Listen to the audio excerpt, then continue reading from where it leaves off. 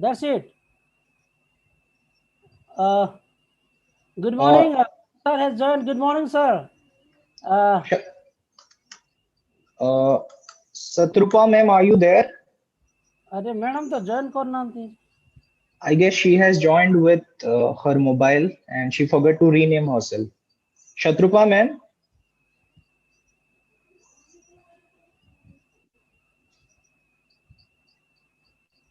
can you just rename yourself so that we can find and हाँ. unmute you?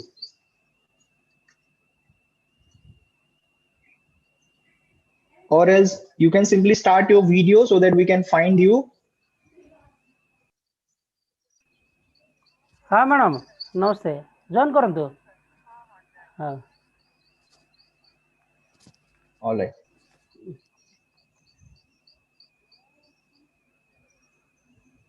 Okay.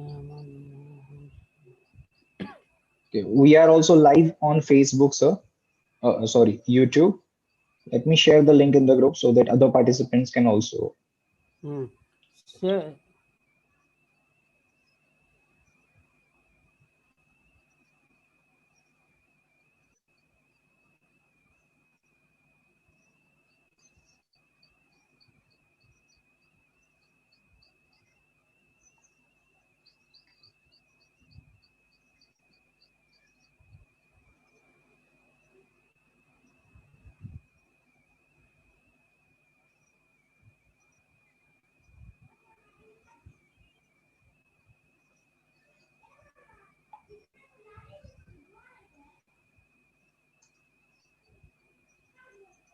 We have got 71 participants so far. It's really amazing.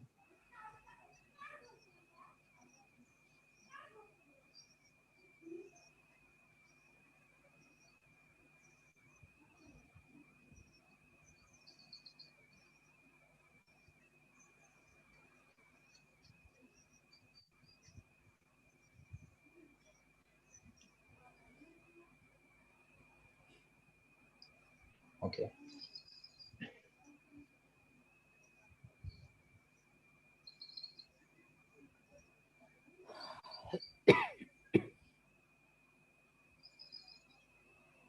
Shatrupa. I request all the Yes, participants she to has introduce joined. themselves.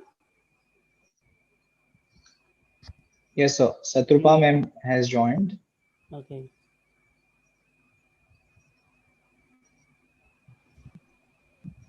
Yes. Good morning, Shatrupa ma'am. Can you hear me? Yes, namaste everyone. Namaste, madam. Good morning. Morning, madam. Actually, I have some problem with the background. Can I take it down? I don't think my computer Yes, supports it. yes. It's okay, ma'am. Be it natural. Yeah, because it says this does not support something. I don't know. I have Yeah, checked. same is the case with me. It ditch me. Hmm. So how do I do that? How do I um, take that background down? Yeah, Subhranshu. Yes, sir. Yeah, please help her out. Yes, sir. Yes, sir. Ma'am, you can click on remove background and the background will. I'll choose none, right? Yes, yes, ma'am. None. Yes, ma'am. Perfect. Okay, now is it fine with you, man? Is it okay now? Yeah. It's okay now. Yeah. Yes, ma'am. Okay, thank you.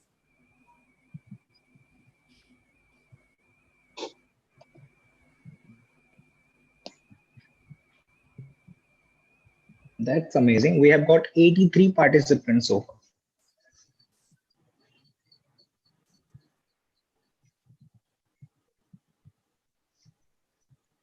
Dr. Arul Behra has joined us.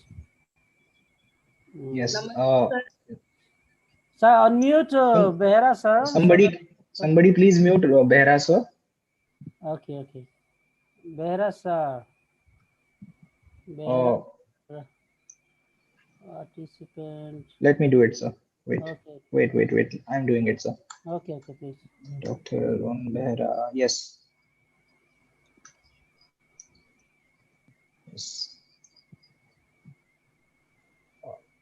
Yes. Good morning. Good morning, sir. Namaste. Namaste. Captain Jadev sir also has joined. Then who else? Dr. Uma has joined. Good. Good to see. Mansi Maharana, yes. Dr. Uma, sir, welcome to this session. He is a very active participant. Last year also he was very active from day one to the last day of the session.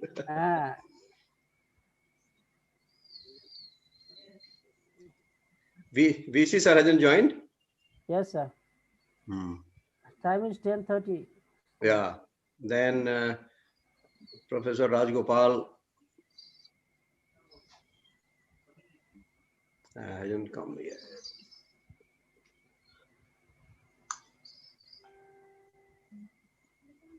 Yes.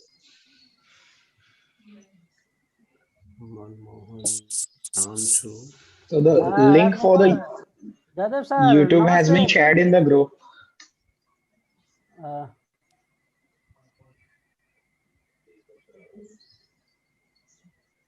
Okay, Jadev sir. Somebody please mute. Somebody please unmute Jadev sir. Okay, wait. Yeah, it's on mute. I'm doing it, sir. Okay. Good morning, sir. Good morning, sir. Good morning, namaste, sir. You put your video on, please. We understand. Again, he is muted. On Ramakant, unmute him. Yes, I'm doing it. Nishant ji, please record the meeting. Namaste and welcome. Okay. Hi, hello. Do you? Sir, namaste. Good morning. Namaste. Good morning. Namaste, Dr. Arun sir. Namaste, sir. How are you? Fine, sir. Fine. And the whole team of ESM. Yeah. All the best. All the best from. Thank you, sir. Good morning. Kalahandi University. I see many familiar faces. Yes, sir. And Mr. Ramakant is also there. Namaskar, sir. Namaskar. And I have asked Honorable VC to join at 10:25. Okay, sir. All right. That's kind of you, sir. Thank you. At first I had told him to join at 10, but I saw the program and then I said, sir, please join at 10:25. That's good. Professor Mahanand. Namaste. Mahanand sir has unmute him. Rama. Okay. You have to unmute.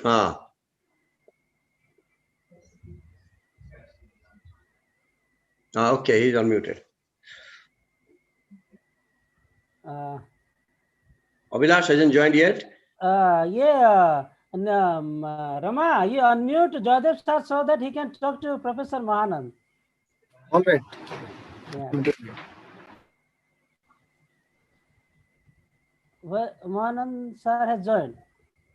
Sir, namaste, sir. Professor Mahanand. Sir, sir, namaste, sir. Professor Mahanand, sir. It's Captain Dr. Jadev Sahu, sir. No. He's not able to hear. Okay. Wait. Okay, no problem. No problem. No, he has not connected his audio actually. Okay.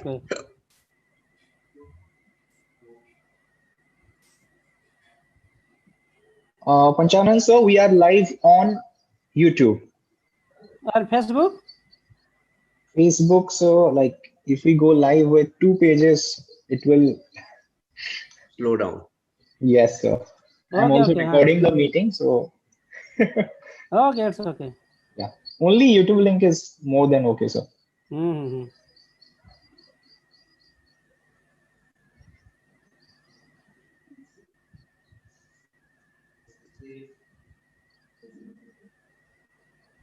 But Nishant, actually, we can start recording only after 10:25. Yeah. Not now. Because now, anyway, it's informal. All right, sir. We'll edit this, sir. Don't worry. Okay. I know that. Anyway, I paused the recording, sir. Yeah. Okay. Is there anybody who can post the YouTube link on Facebook? Yes, sir. I'm doing now, sir. Please do it and tag it with me. Huh? Tag me. Huh? Yes, sir. Okay. So far 89 participants. 89. Okay.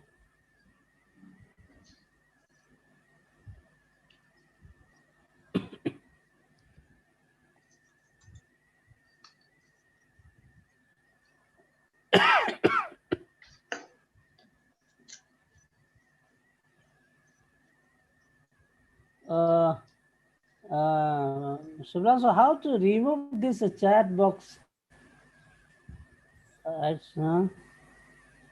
Okay.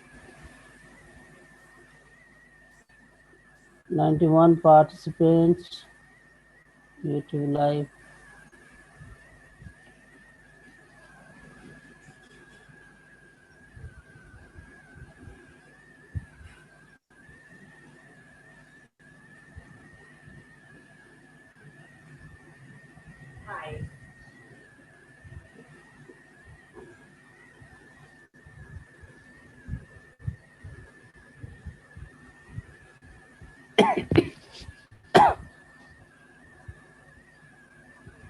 Sir, I have posted on Facebook and tagged you. Okay.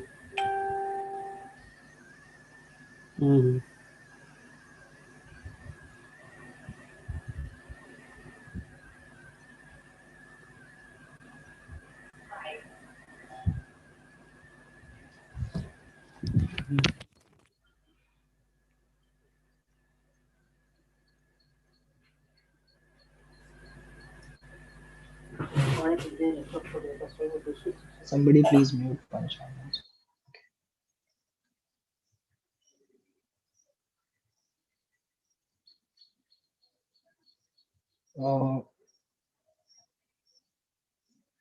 Anand, so you need to connect your audio.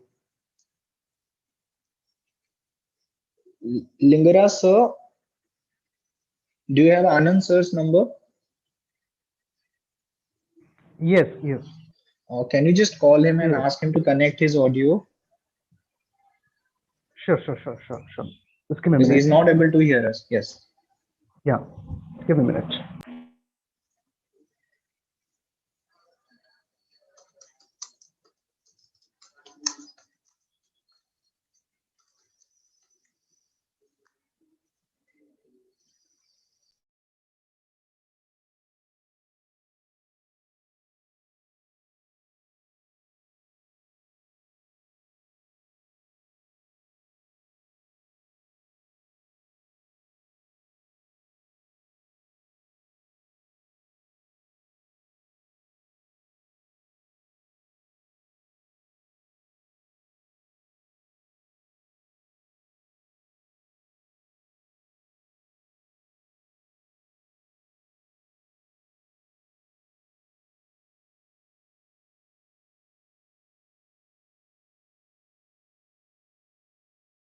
Okay.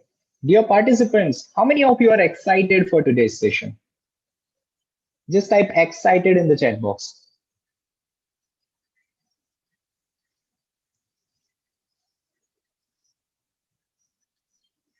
We have got 90 participants. Let's see how many of you are excited for today's session, guys. Okay. There are too many responses in the chat box. Wow. Yes. That's really nice. So, dear participants, we know it's not an offline session, but it would be much better if we get to know each other. So, can you just tell me, where are you from? From which place you have joined this meeting? Just type the name of your place. I'm really excited to know about it. Please and tell us BSR. whether Nishant. Yes, sir. And request them to tell us whether they are a teacher, a student, or a professional. Yes, sure, sir, sure. We have participants from Sunabura, Balangir, Koksara, Jaipur, Yeah. Muniguda. Okay, that's amazing. Khorda, Bhubaneswar. Kalahandi, Dharmagad, okay, Umarkot, Barpali, Barpali. Katak, Bargad. Okay. This is the power of a vision, guys. Okay. Uh, Excuse me, wow. Anu sir has gotten some internet problem. So Mhm. I'm just trying to help him. So please wait for Limira, him. sir, can you just put me on conference call with him so that I can guide him how to Yeah, right. Please, connect please. him? Put Please him do on that. conference. Yeah. All right. Yes. Okay. Now, okay. So, dear participant, this is the power of vision. When you have a strong vision, like we have at English Support, you can connect with hundreds of people from different places. And that's the beauty of a vision. Now, can you just tell me something about your profession? Like if you are a student, type student in the chat box. If you are a teacher, type teacher in the chat box. Or if you do something else, it can be business or any other job, please put it in the chat box. Student, teacher, working professional, teacher, student, teacher, student, okay? That's amazing. That's amazing.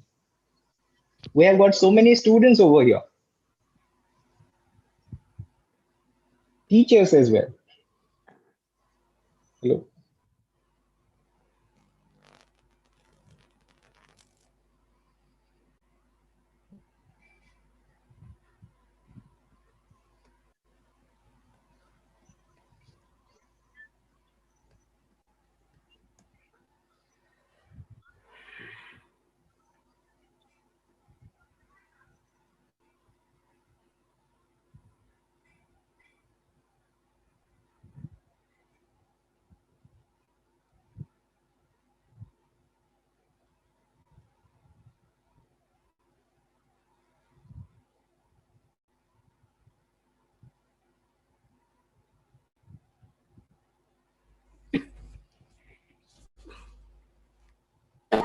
Yeah, brush कर बेटा.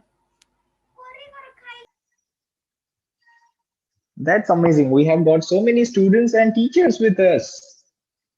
So, dear participants, let me ask you another beautiful question. It is said that whatever you do in your life, you need to have a clear purpose behind doing it. So, please put it in the chat box. Why are you here? What exactly you want to achieve through this session? If you have not thought about it, absolutely fine. Think about it right now and put it in the chat box. Why are you here? What exactly you want to learn? What exactly you want to achieve through this session?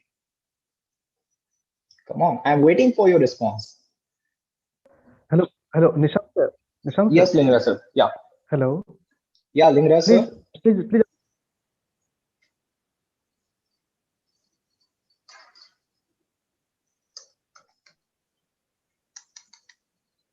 Lingra sir, I'm not able to hear you.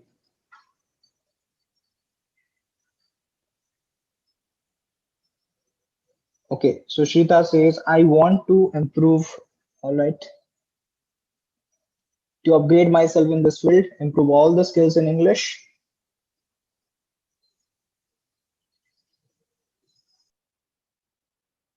Subhranshu, can you just read this out? Yeah, for sure, Please for do it, sure. yeah. There are amazing responses. Deepak said, I am a literature student. I want to go to depth of English language. That's really amazing.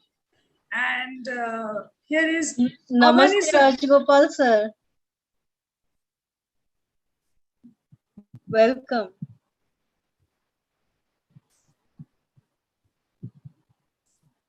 We can't hear you, sir. Please unmute yourself. That's right. Hi, Shatarupa. How are you? Hello, sir. I'm good. Oh, what a pleasure to see you, my dear. Thank you, sir. Hello, sir. So nice to Welcome. see you too. Good morning, sir. Hello, Namaste, good sir. morning. Namaste. Good morning. Namaste, everybody. Sir, namaste. Oh, namaste. Rajgopal Hi, sir, hello. namaste. Nice to meet you. Panchanan is there. Wow. Namaste. Oh, namaste, sir. Oh, nice. Namaste. Namaste. How are you today? I'm fine, sir. You're feeling better? I have taken medicine and I am fine. Okay, excellent. Very good. That's very important. Already 97 participants have registered. My God, fantastic.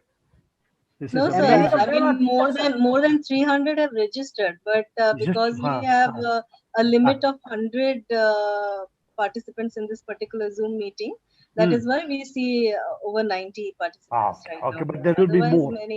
Yeah, we have actually put it live on. I mean, we'll put it live on YouTube so that those who cannot join here, they can listen.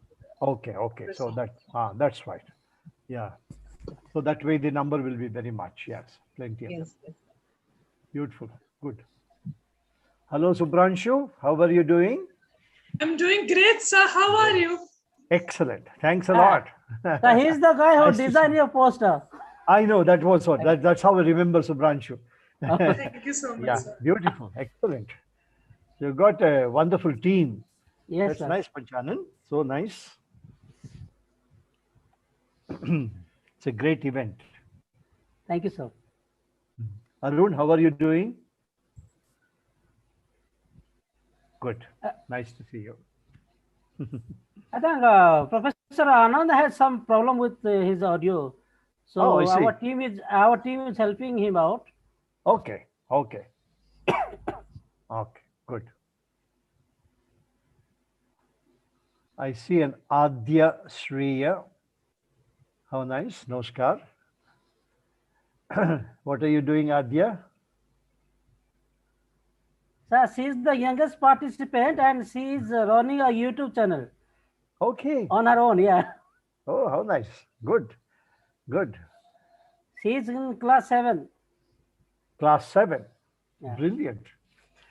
Our next generation, next generation. These are our granddaughters, you see. Yes, sir, it is heartening to see young people joining Amazing. and contributing a lot to this mission. Indeed. I mean, there's so much to learn, and they are contributing such a lot. True. And they are coming forward. You see, the point is that they are also willing to join us, Right. and so they are also being put to test. That way. Very And nice. they to get an opportunity to polish themselves. Oh, indeed. So that they can Yeah. do better. Yeah, Satya, nice to see you. Namaste, Rajesh. Namaste, Rajesh. Namaste, sir. Namaste, Satya. How are you doing? Sai Baba is also there. Namaste, Raju sir. Lingaraj here. Lingaraj, how are you?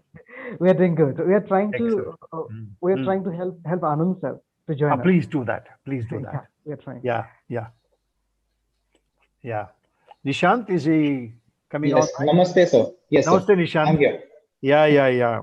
I'm very happy to see your project on the YouTube, and so nice. Good. Thank you so much, sir. Very It means good. a lot. That's also a good effort. Every one of you,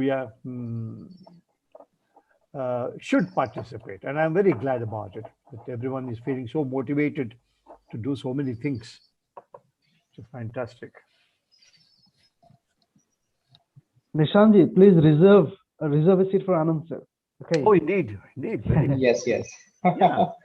No, it's so nice to see. Adya is doing such a nice thing. Subhranshu is into designing all kind of participation. Nishant is doing things. Sir, Subhranshu is an international poet. He has written so many poems. Oh, is he? Yeah. He looks very. He is collaborating with an American author in writing a sequel to her first novel. Oh, how nice. Oh, congratulations. Thank you so much, sir. Dr. Abhilash sir had joined just now. Okay. Who has? Okay. Sorry? Abhilash sir, Dr. Abhilash sir. Oh, okay. Yes. Oh. Somebody please admit him. Yes. Namaskar, sir. Who is this? Abhilash Naik here. Oh, hi Abhilash. How are you? Namaskar. Nice to see all of you here. Thank you for joining, sir. Good morning. Good morning. Dr. Dehra is also there, Panchanan there, and Ramakant Naik. I can see a couple of them. Nishant Mund, sabka Namaste, sir. Namaste. No, yeah. How nice to see you. Ramakanta, how are you doing? I'm good, sir. How are you doing? Oh, How is your health? Health is fine. Thankfully, yes, touch wood. We are doing well. Yeah. Thank you That's for the joining us. important thing. That's how I'm able to join Panchanan today. With the pandemic around, we check one day at a time. How are you today? That's true. Absolutely. Earlier we used to ask, how are you? Now we are adding one more word also. How are you That's today? true. How are you today? Yeah. That's how it is. Yes. That's right. That's right. Many people don't get up to see the sunrise also. No. I mean, we are very glad that we are able to be alive, True. be able to smile, be able to eat. All these things are becoming very important today. Yeah, that's right. What a pity. Dr. Nayak, turn on your video, Avilash, brother.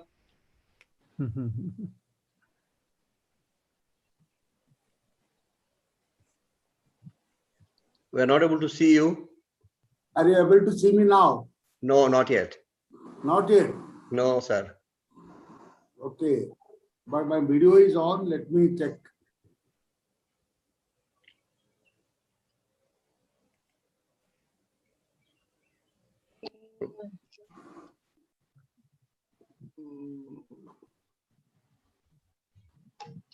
Professor Mahanad is his video is on. So I don't know whether he he's has able to some hear. issues with the audio, sir. Actually, he's not Okay. able to connect his audio. I'm trying to help him. Let's see. Yeah, at least the video, even if that is possible. How nice to see you, Savita. Good.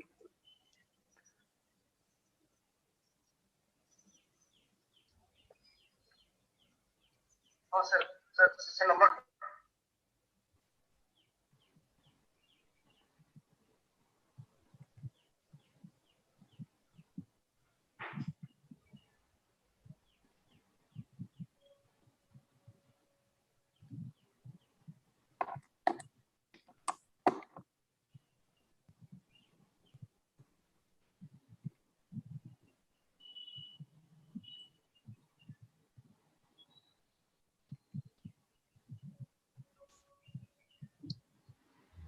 Panchanan sir, has our chief guest joined?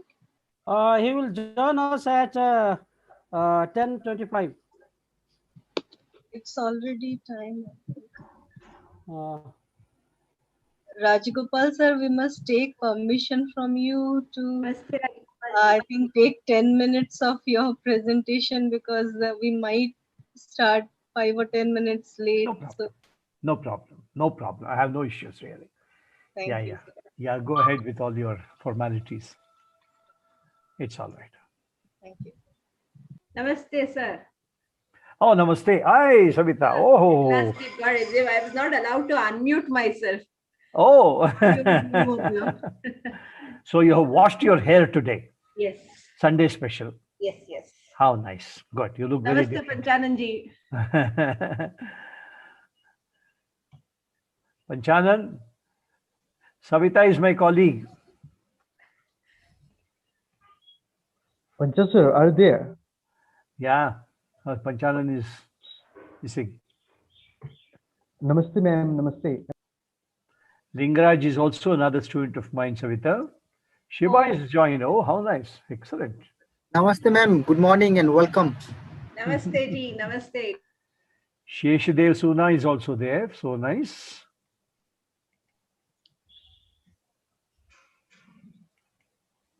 Ramya is around.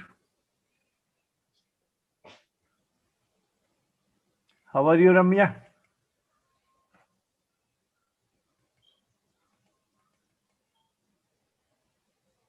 Suchishmita is there. Okay, how nice. Quite a few.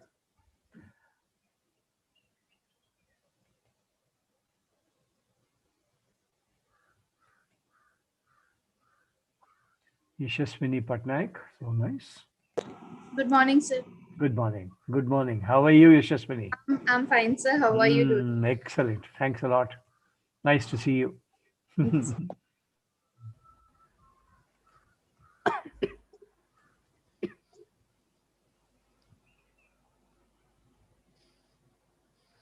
Anand sir, namaste. Oh, Anand has come finally. And Avila sir.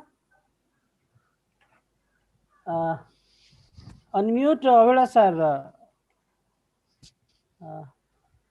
Mansi Maharani. I have been there. I have been here only. Thank you, sir. Thank Hello, you so sir. much. Good morning. Good morning. How are you, Mansi? I'm good, sir. What about you? Oh, wonderful. Nice to be around. So nice. Thank you, sir.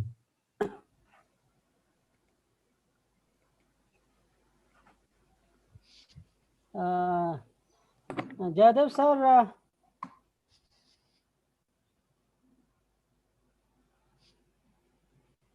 Rama. Morning, Anand sir. Welcome. Anand sir is there.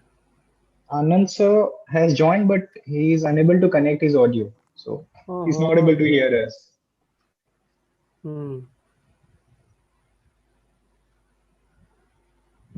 Okay, you tell him to join without my earphone. I tried every possible way, sir, but he has got network issues. There is no electricity, so he's facing these troubles. Oh, I see. That's why. Yeah. That's good.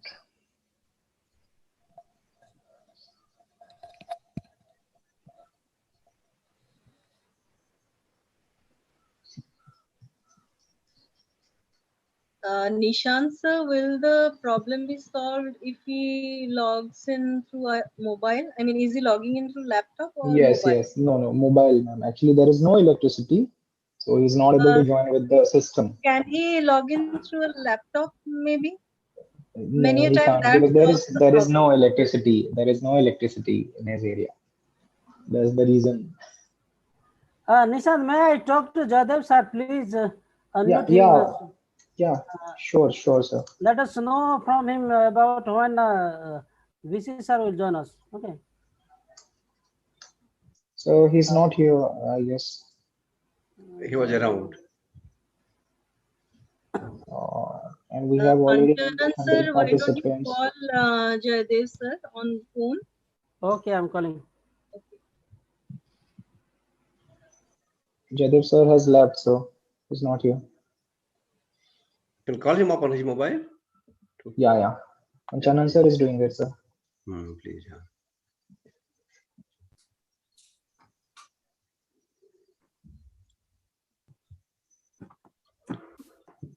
Dear co-host, please do not allow anybody else to join because we have already reached 98, 99.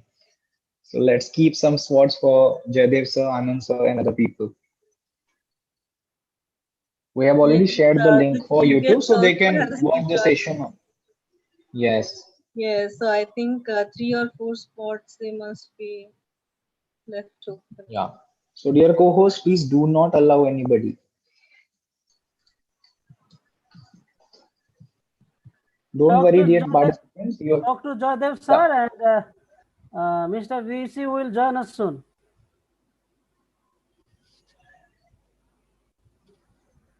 Let's wait for him for a couple of minutes.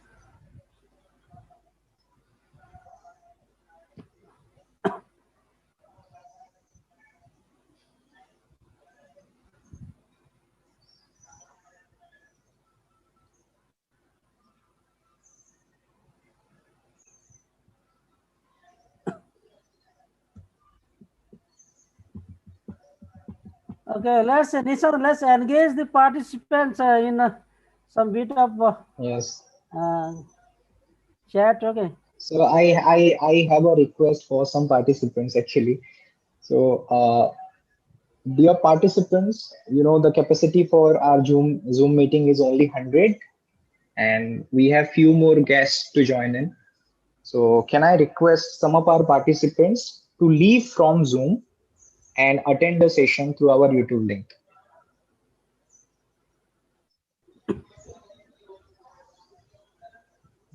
It's really sad to say this, but it's a request. If some of you can leave and attend the session through YouTube link. Thank you so much. Thank you so much.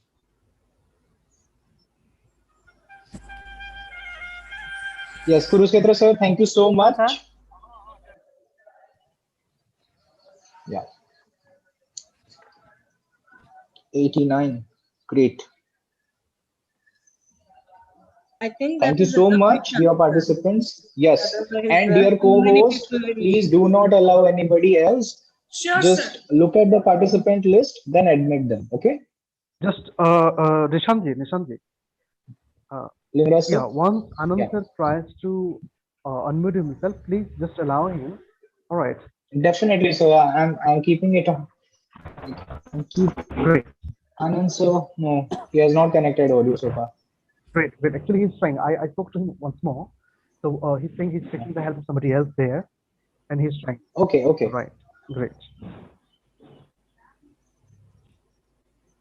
So, dear co-host, please keep an eye in the waiting room. Sure. I'm keeping an eye. Yeah. Honorable VC will join us very soon. I talked to him.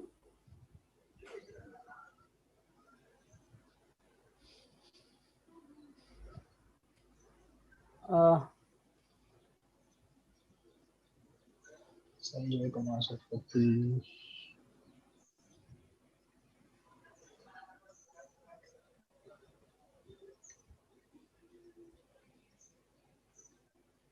Yes.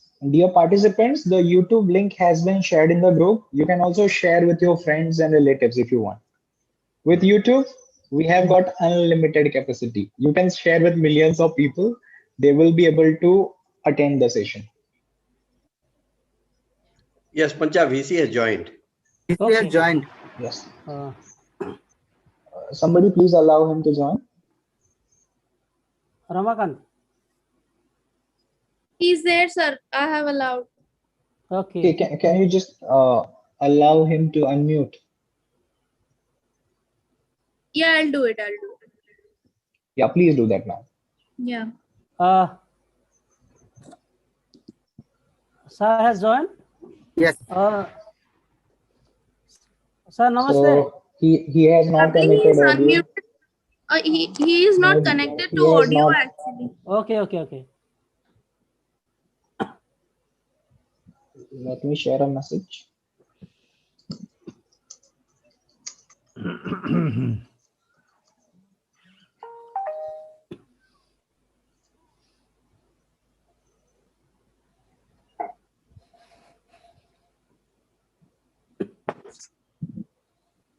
So can someone help him with connecting the audio? Yeah.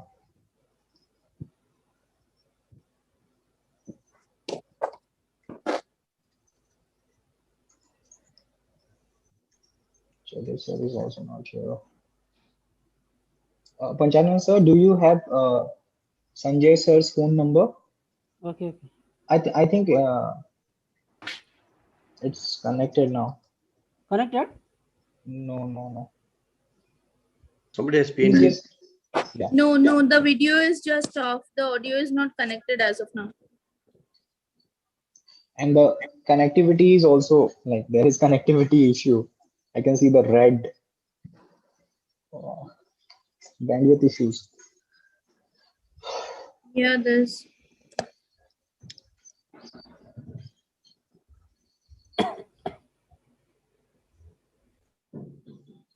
Where this is life. Challenges are there, but we need to find a way to overcome them. Panchanan sir is talking to him now.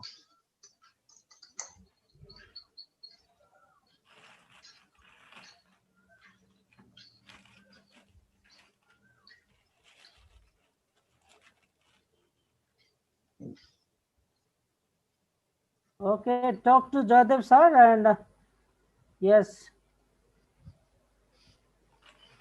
Wait a minute.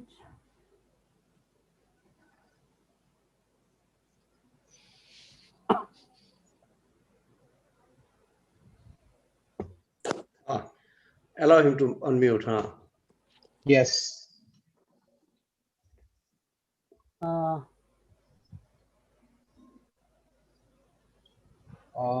Unmute him. I have already given the access, sir. He has to do it. Honorable Sanjay, sir, please unmute yourself. Oh, okay. Yes. Namaste, sir. Can you hear me? Yes. Great. Panchanan, sir, over to you. Sir, namaste. Namaste. This is Panchanam Duria, founder of English Support Mission. I welcome you to the inaugural session of this webinar series. Thank you so much for joining us, sir. So it's a high time. I request Ms. Shatarupa Madam, Assistant Professor of English, Government Women's College, Bhavani Patna, to take over the charge. Over to you, ma'am.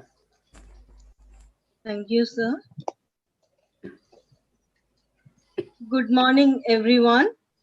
We have gathered virtually today for the inauguration of the webinar series for teachers by English Support Mission, Odisha, meticulously planned by the founder of this mission, Shri Panchanan Duria, the co-founder, Shri Lingaraj Pradhan, and their team.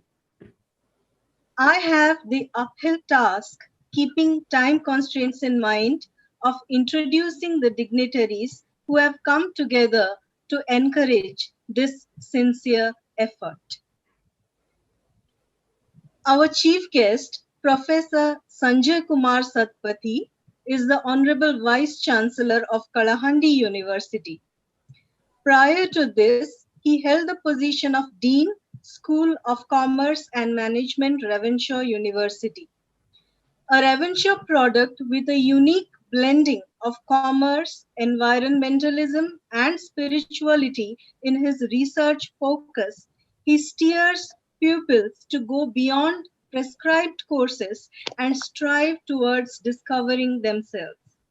After completing PhD on development of tribal economy through cooperatives, a study of Kalahandi of Odisha in 2002 from Utkal University, Professor Satpathy has been presenting innumerable papers in national and international seminars.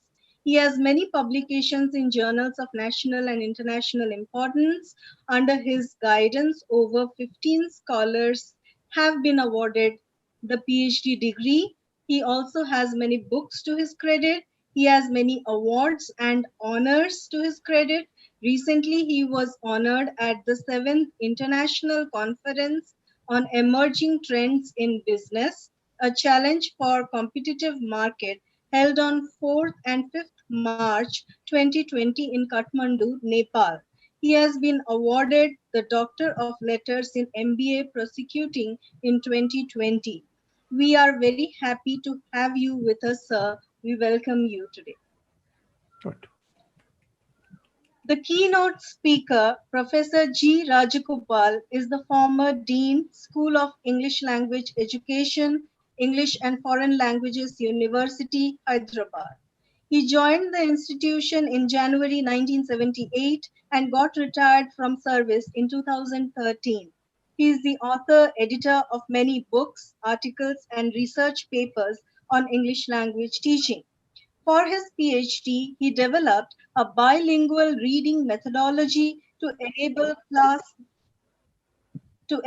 class 9 Kannada medium learners to learn better reading skills in English and use their knowledge of Kannada as a helpful and productive resource in this process. He is a specialist in ELT, phonetics and spoken English, communication skills, testing, assessment and examination reforms, presentation skills and personality development.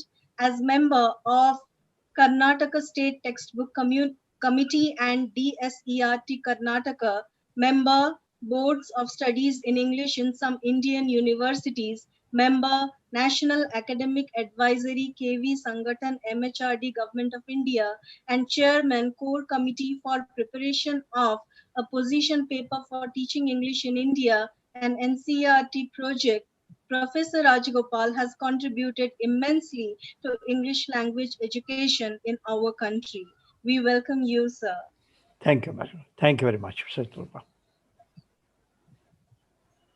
Dr. Arun Behra is an associate professor of English at the Sri Sathya Sai Institute of Higher Learning, Bangalore. With a PhD in linguistics and phonetics, he has been a spoken English coach for the past 30 years. He has IELTS Train the Trainer certification from the British Council and has been training people for competitive exams such as the IELTS, TOEFL, and SAT. He has authored many books, the most recent being Speaking English Confidently and Effortlessly.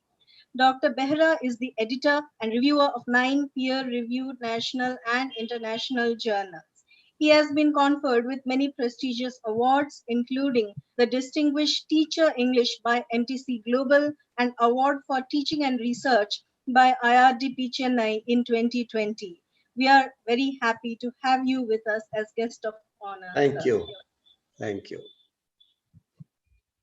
Dr. Avilash Naik is the Regional Director, IGNOU Regional Center, Patna, having worked for his PhD project on the morphosyntactic study of Saura, a tribal language spoken in the Koraput district of Odisha, is presently pursuing research on language and gender towards a postdoctoral project.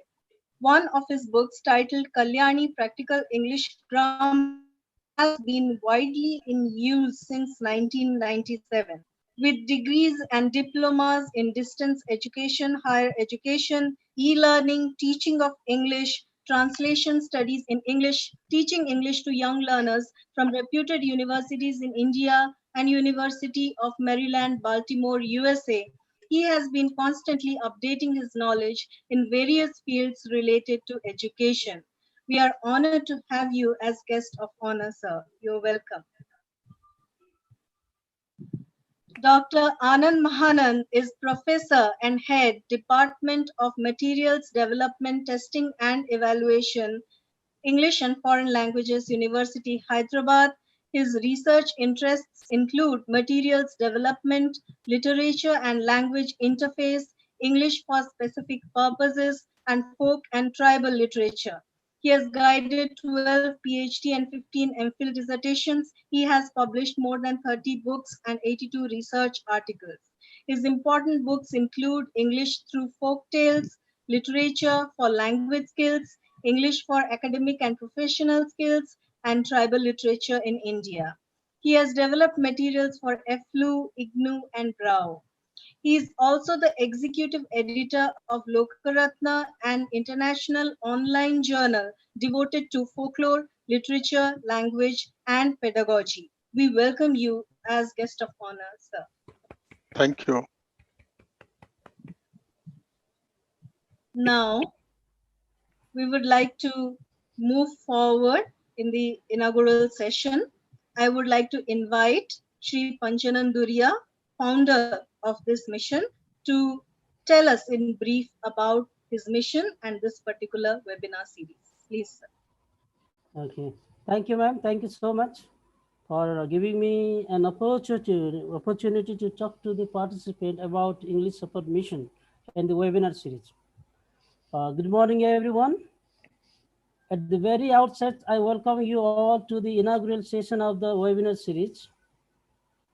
Honorable Vice Chancellor, Professor Sanjay Kumar Satpathy, Kalahandi University, Bhavani Patna. Esteemed keynote speaker, Professor G. Rajgopal, former Dean, School of English Language Education, the English and Foreign Languages University, Hyderabad. Respected guest of honor, Dr. Avilash Naik, Regional Director, IGNOU Regional Center, Patna.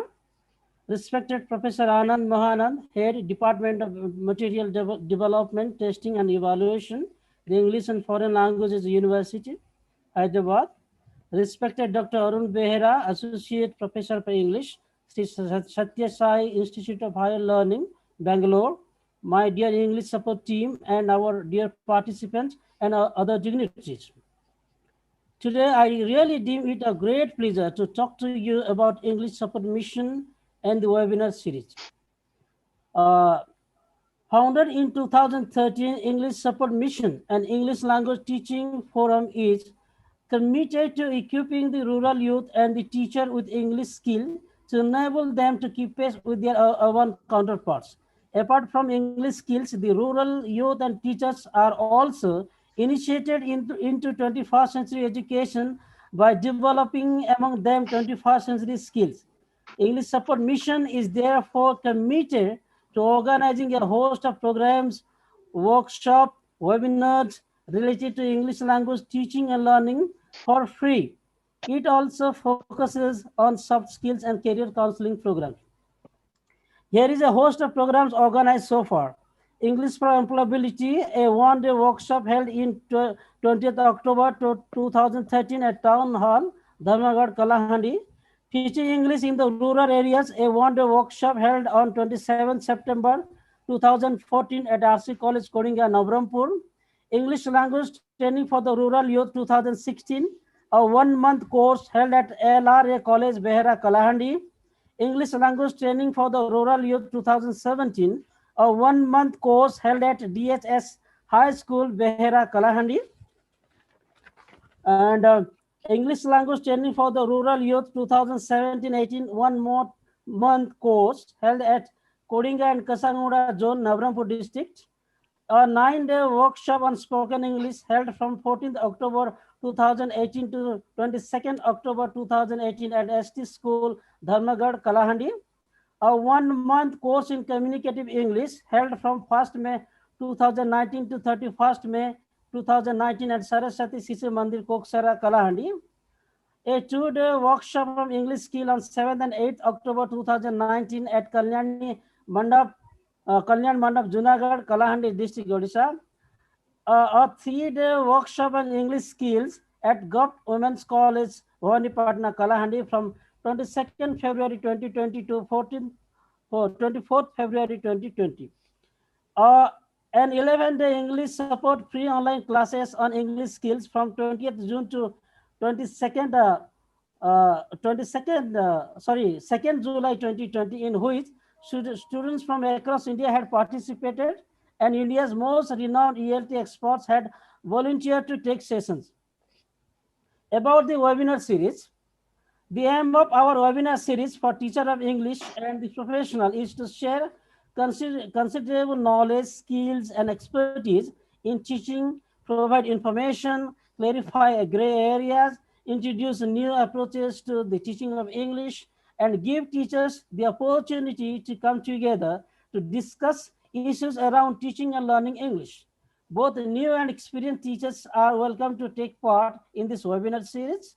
Our target groups are teachers of English and professional, including students. The webinars and under professional development will benefit the teachers of English, and the webinar under proficiency development will benefit both the teacher of English and the professional, including the college students. We have organized this webinar series under the guidance of our mentors, Professor Anand Mahanand, Professor Raj Gopal, Dr. Abhilash Naik, Dr. Arun Behra, Dr. Albert P. Ryan, and Dr. Mahendra Kumar Mishra. We are very much thankful to all of them for guiding us all the time. Many renowned ELT research persons from across India have been kind enough to do session on their respective fields. We are really very grateful to all of them for their concern for the initiative. Thank you so much. Over to you, ma'am. Thank you, sir, for providing an overview of the webinar series. Now, I would request our Honorable Vice Chancellor, Kalahandi University, Professor Sanjay Kumar Satpathy, to formally inaugurate the webinar series, and I request Nishant sir to assist him. Sir, please. Waiting me. Sir, your voice is. Satarupa, am I audible? Yes, sir. Now it is okay. Yes, sir. You're audible. Okay. Definitely, I first greet the ESM family. My regards to Professor Rajgopal, Professor Behra, Dr. Naik, and Dr. Mahanand. Definitely, it is a laudable attempt, initiative, endeavor, a great contribution to ignite the rural talents. So while thinking of the program, the initiative, what comes to my mind is the power of habits. And I'm remembering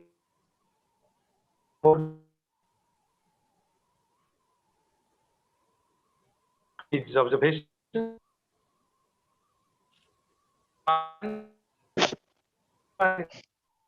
When one steps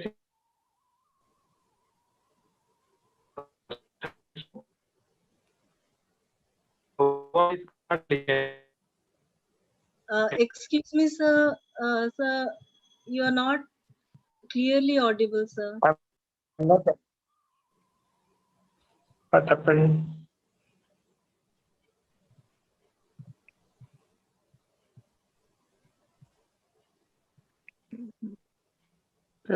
mute করে দিয়েছেন mute করেছেন organiser mute করেছে Okay. Professor I guess Sanjay there is some network issues. Yes, Sanjay, sir, you have some network issues. Am I audible Yeah. now? Yes, sir. Yeah, sir. Better. Yes, sir. Yes, sir. Oh. Please go ahead. That is there in, not me. Okay. Anyway, while thinking of this nice initiative, I am thinking of a statement of Heraclitus. The world constantly changes.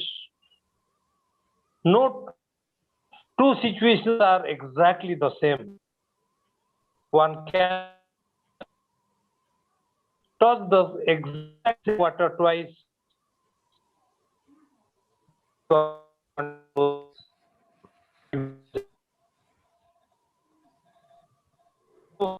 We have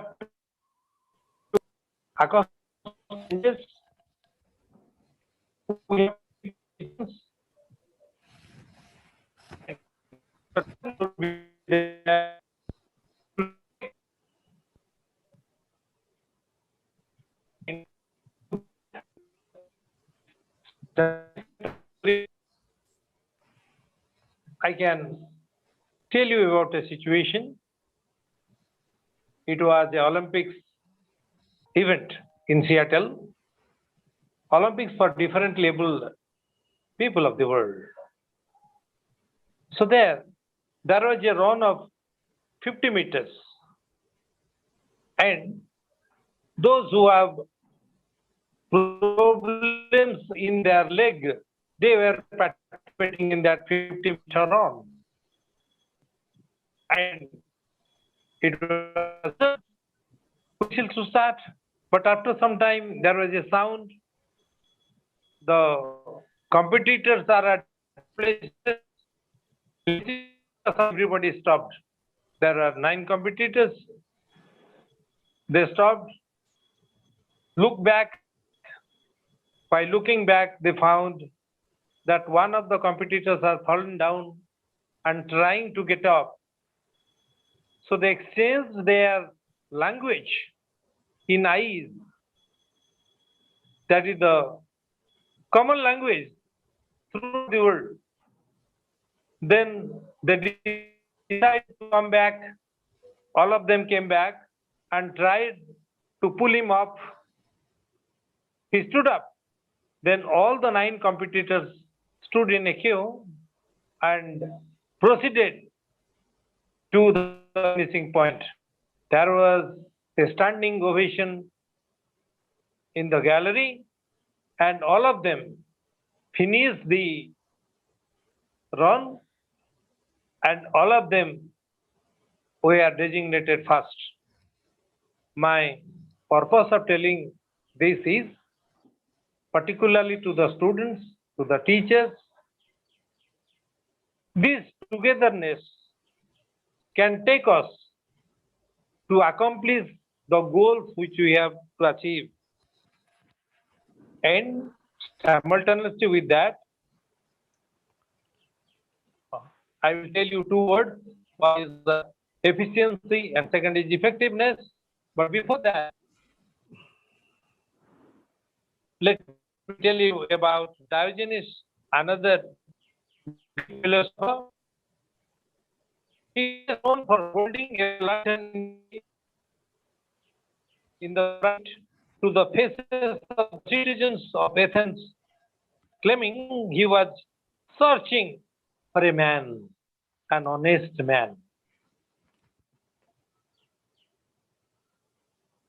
The purpose is an honest man has become a rare entity and we have to search for that.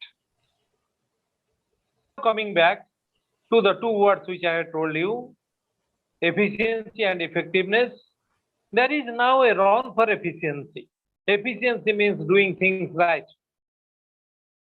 So when we say that somebody becomes first, many people have secured more than 90% this time, but it can very well compare the efforts and the results. And somebody who has got even 97% is sorry because he or she thought that I am a person to get 98% or 99%. So that is efficiency. We are in the run for that efficiency, run for marks, run for a position, everything. But what Corona has taught us, what the situation has taught us, we have to be effective. Effective is doing right things. That is effectiveness. Doing right things means I am right to my parents, I am right to my friends, I am right to my neighbors, I am right to my elders, I am right to my teachers, I am right to grow, right to myself. The fate of everybody is the body. If the health is at stake, nothing will work. Everything will be futile. We say doing right things. All 24 activities. We have to be right towards it. And here the fourth generation of industry, many things are, many opportunities there. Going back to the 17th, 18th century where English was ruling the world, we cannot erase it out. So that is a common language with which we can express ourselves. But simultaneously, let me tell you, you have to be very good in your mother tongue. We think in terms of that, but we can express in many, many languages.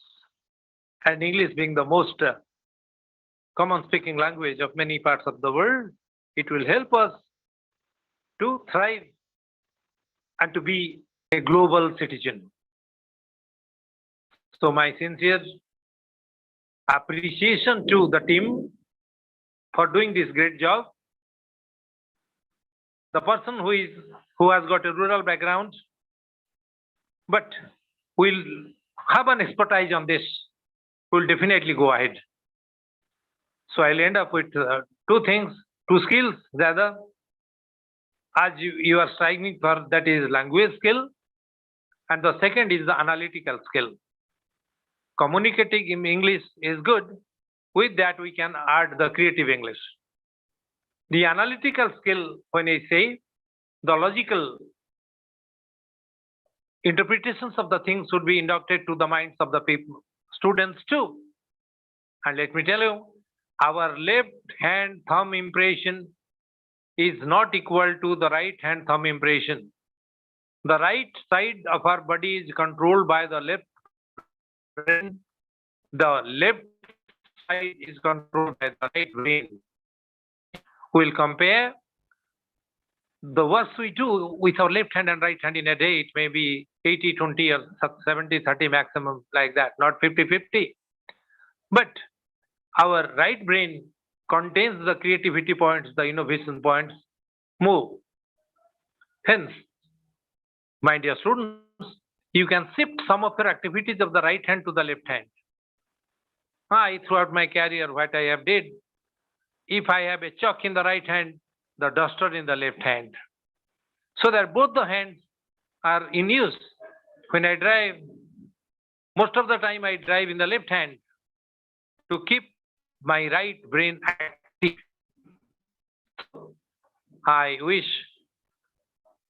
the communication skill of yours will increase. Your creativity skill will increase also. Creativity is hidden within you. Try to delve within, try to immerse within you, and discover the immense potential which is there inside. Then automatically the world will be yours, and the velocity of your progress cannot be calculated by anybody, any peers, or even your parents. So again, I congratulate all of you to take up this course, to be in this team and be better than yourself. Be better, or technically if I will say, it is called as Kaizen in Japan. That is, Kaizen means continuous improvement. So a Kaizenic attitude to improve yourself will definitely take you up. So, wishing all good, wishing a healthy atmosphere, wishing your success. I remain here. Thank you. Thank you, sir, for inaugurating the webinar series with your valuable words. Thank you. Now we move on to the keynote address, and I request Professor Rajagopal. Sir, please share with us your observations on this occasion. Rajagopal, sir.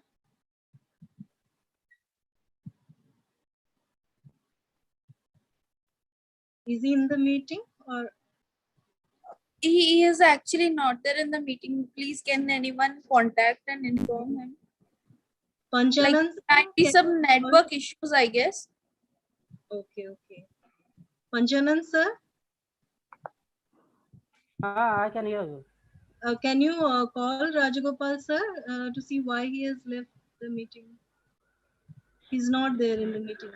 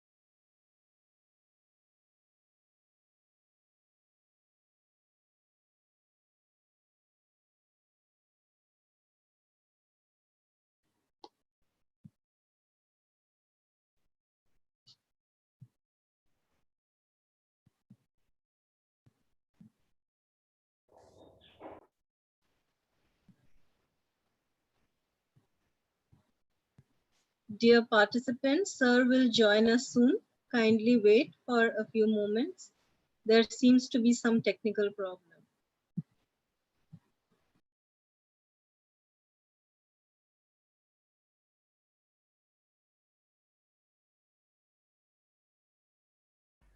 He's joining.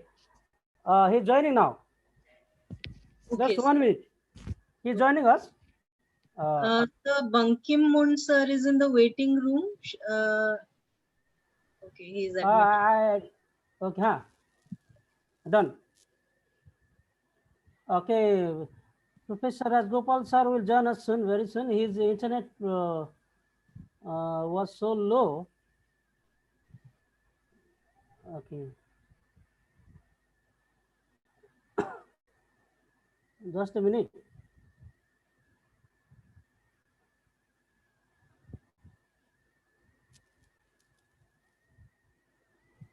Sir, Anand Mahanan sir requested in the chat box to help him with his video. Okay, no, he's Okay, let me do that. Let me do that, man. Actually, Okay. I disabled that option earlier. Okay, please do that. He Yeah, requested. Anand sir, you can start your video now. You can also unmute yourself. Namaste, sir. Namaste, Anand sir. Namaste. Nice to see Namaste, you sir. all. Nice to see you all. Namaste, sir. Glad to see you, Namaste. sir. It took a long time, but finally you are here. We are really happy for that. Yes. I struggle a lot to get into. Thank you, sir. Sir, I'm really sorry I introduced you to the audience in your absence, sir. Okay, no problem. No problem. It is not good to hear one's own praise. Yeah. ନିଜ ପ୍ରଶଂସା ଯେଉଁ ଶୁଣେ ମୂର୍ଖ ମଧ୍ୟରୁ ସେହି ଜଣେ ତ ମୁଁ ଭଲ ହେଇଛି. But it is only an acknowledgement of your contribution, not Yes. praise actually. Thank you. No, I could hear that, but video was not on. It's all right, no problem.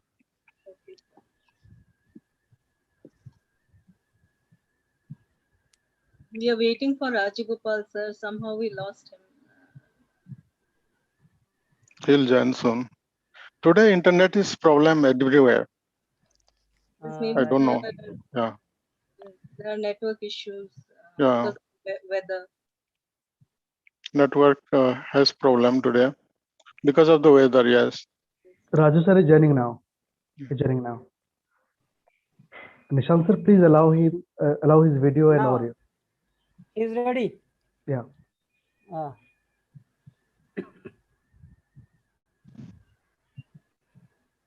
He has internet problem. Okay. Okay. Sai has joined. Yeah. Shatripaman, please request him once more. Sir, are you ready, sir? Yes, I'm ready now. Okay, sir. I request you now to please deliver the keynote address. Okay. Professor Satpathy, Honorable Vice Chancellor,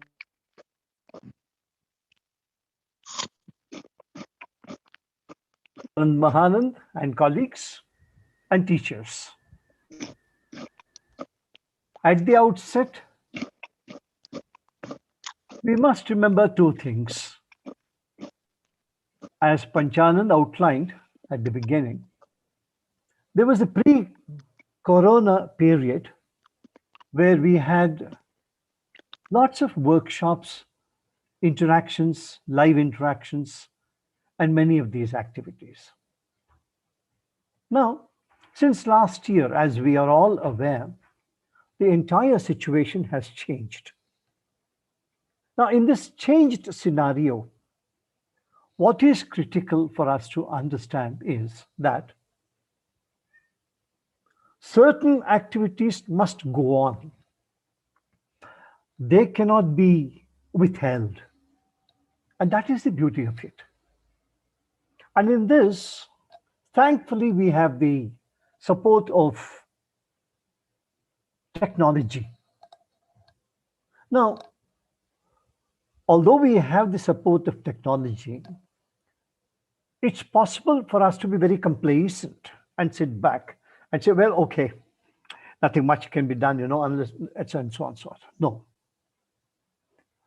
It's very important that upgradation of knowledge, updating information, continuing with what we have always carried on in a missionary manner is something which is most important. And it requires a very committed attitude. And towards this end, it's very important that Panchanan and his team have launched on this particular project. Now, what all of us, all of you who are participating today must note is that number one, we have talked about the very positive attitude of ensuring that everybody gets the benefit of new knowledge, new information, and so on. But more important than that, ladies and gentlemen, organizing an event of this magnitude is not an easy task.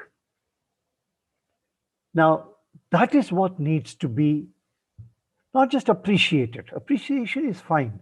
Saying very good things is very nice. But it's very important that we make an effort towards ensuring that information reaches as many people as possible today.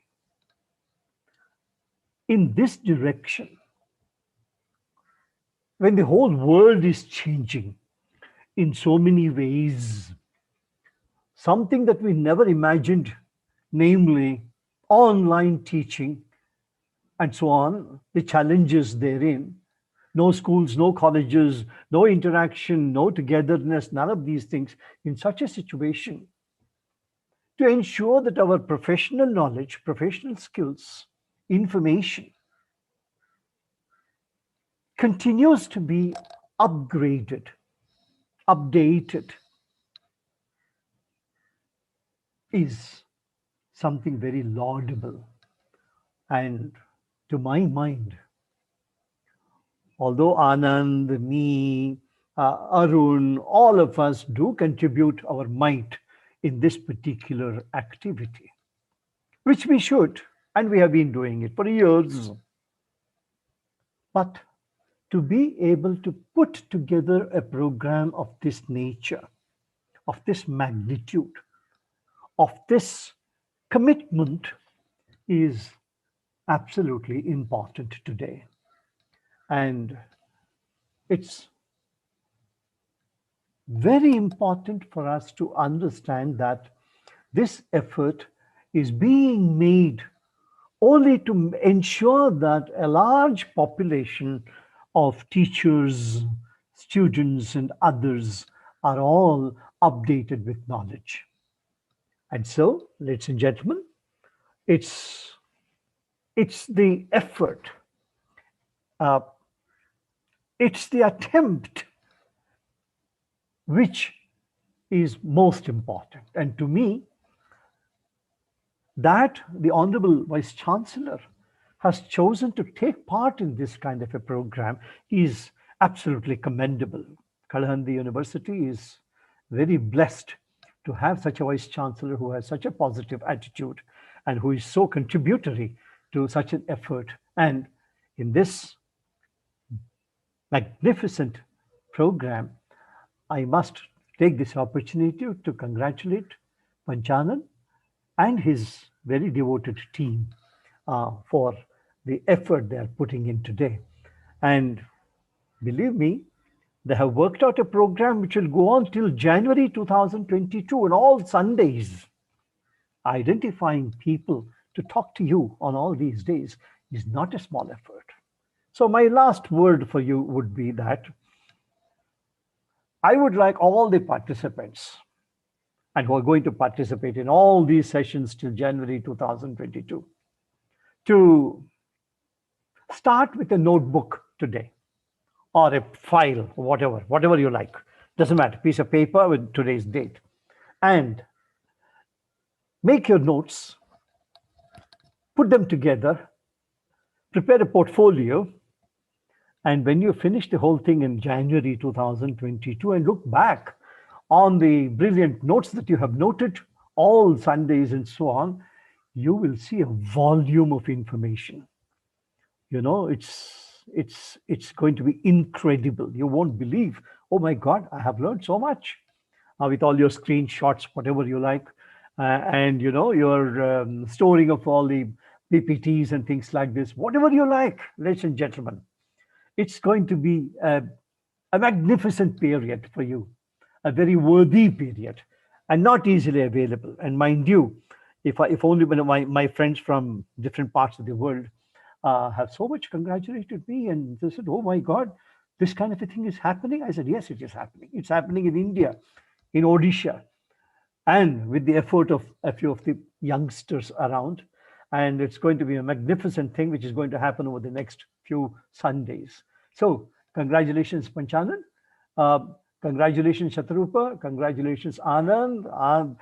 My God, Arun, Abhilash, so many people, and Lingaraj, of course. Congratulations. All the best. I'll speak more in my session later on. Thank you so much. Thank you so much, sir, for your affectionate and encouraging address. I am sure all the participants will be inspired to take up notes as you very rightly suggested. Thank you. Thank you so much, sir. Thank you.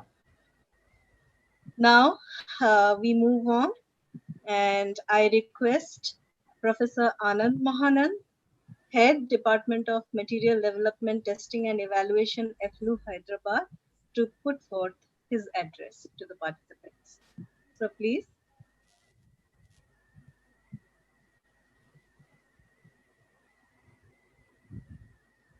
Unmute Anand.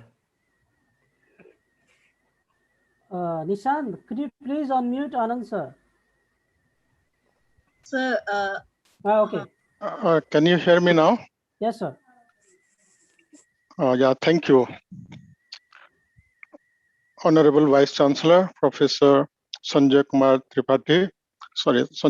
Satpathy, Professor Rajgopal, Dr. Abhilash Nayak, Dr. Arun Sahu, dear team of organizers,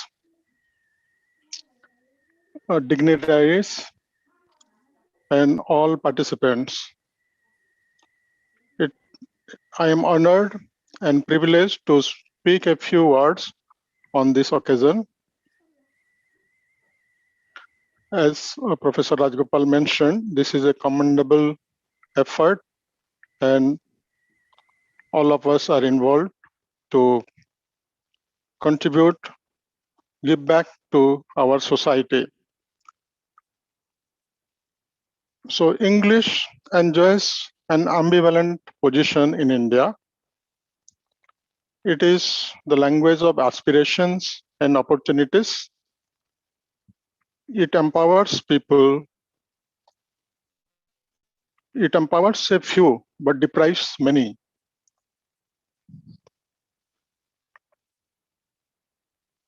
It also creates a divide among people. So people who have equipped themselves with skills in English, they of course prosper, but people who are not equipped with skills in English, they slog, they lag behind. And one Marathi writer says, people who know English are the haves of our country, and people who do not know English are the have-nots. So there is a divide. Many people have no access to English, and to bridge this gap, this team has been working, and organization of this kind will help a lot. Their role is immense. English also poses another problem, another peculiar problem. School teachers who have to join different schools or get a job, it is mandatory for them to get a B.Ed degree or training in education and get into jobs. But college teachers have no such requirement. they directly start teaching. Does that mean they don't require training? They also require training. They also need professional development. There are hardly any courses for them for their professional development, pre-service or in service. So in that context, the team, the English support team and their activities will help a great deal to such teachers. Teachers in colleges and universities, they do want to improve themselves. They do want to develop themselves. But there are no opportunities, and this will provide a lot of opportunities to grow, to develop oneself. You might have observed that there are two kinds of programs. One is for skills development, and another set of programs are for professional development. So teachers need skills development. They need to develop their skills, speaking, reading, writing, listening, and so on, and other language aspects. At the same time, they want to update themselves to the new happenings, new ideas, new developments in the field of education, and the professional development programs will help a lot. We have been just helping this team. They have been highly committed to work for the society, give back to the society. And as Professor Rajgopal mentioned, we are able to rope in some very good very good speakers, very good experts in the field, and they will be speaking or sharing their ideas. And one good thing Professor Rajgopal mentioned is that, yeah, speakers are good, the arrangement is good, but what should we do as learners, as participants? We should take active part and take notes and store them and use them for our professional development, for our growth. So I wish the team a wonderful time and all success in their activities in future. Thank you.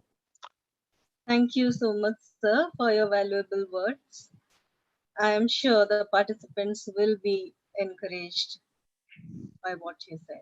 Thank you.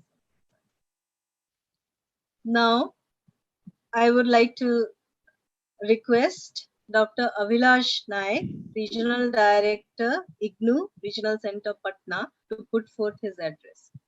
Please, sir. Honorable Vice Chancellor, Professor Sanjay Chatpathy, respected Professor G. Rajgopal sir, my dear friend Dr. Arun, Dr. Professor Mahanand, and team English support mission. It's really a privilege for me. I would definitely call it the way Professor Rajgopal described it. That means people across the world, they have been asking, is it really possible? And Panchanan and his team, they have made it possible. I congratulate the whole team for the amount of things that they have planned. One can't imagine organizing a series of webinars for 6 months, and they have done it. And one more thing I would definitely like to tell, the names of the resource person I was going through in the brochure that he has provided. It's commendable. That means all the great ELT practitioners of the country, they have been involved. I am pretty sure Professor Rajgopal, Professor Albert P. Rare, Professor Mahanand have played a role in getting these speakers, but I am sure the participants are going to be greatly benefited. As Professor Mahanand said and Professor Rajgopal said, I would also like to say the same thing to the participants, because prior to my joining in IGNU, I was working in Regional Institute of English, Chandigarh. There I had some very bitter experience. We used to train teachers from 5 states: Chandigarh, UT, Haryana, Himachal Pradesh, Jammu Kashmir, and Punjab. And you will be surprised to know we had a formal interview of the teachers before we got them admitted. When we asked them questions in English, they would reply in their own mother tongue. It could be either Punjabi or Haryanvi or Hindi, like that. What I mean to say is that the teachers should have the urge, teachers should have the positive attitude to learn things. Unless you have the attitude to learn something, unless you keep your minds open, all such trainings are not going to benefit. I have seen BEd teachers not able to write a single English line. In my university, I am talking about IGNU. Some of the BEd teachers, they come to me when they apply for migration or original certificate, they are not able to write proper English. What I mean to say, you should, as a teacher, you have a great responsibility. I belong to a family of teachers. My father was a teacher, two of my sisters were teachers.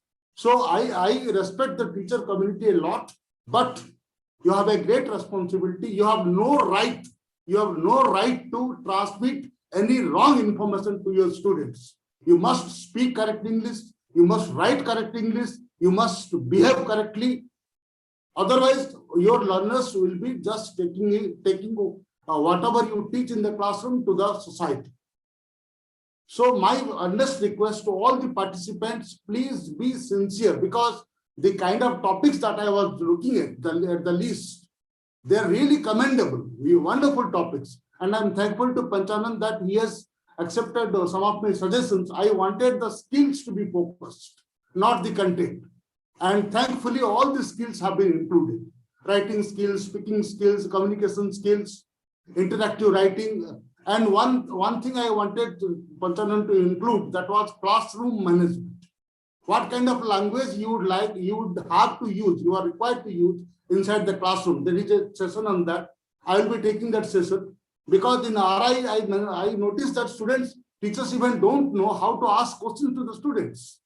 So these are all the things that we are going to train. So my sincere request to all the participants to kindly be ready to learn, unlearn, and relearn the things. Learn the new things, unlearn the wrong things, and relearn the things that you need to learn again. So that's my request. And once again, my best wishes to English Support Mission. And I compliment the whole team for this wonderful initiative. I will be there with them whenever they need my support. Thank you very much. Namaskar to everyone.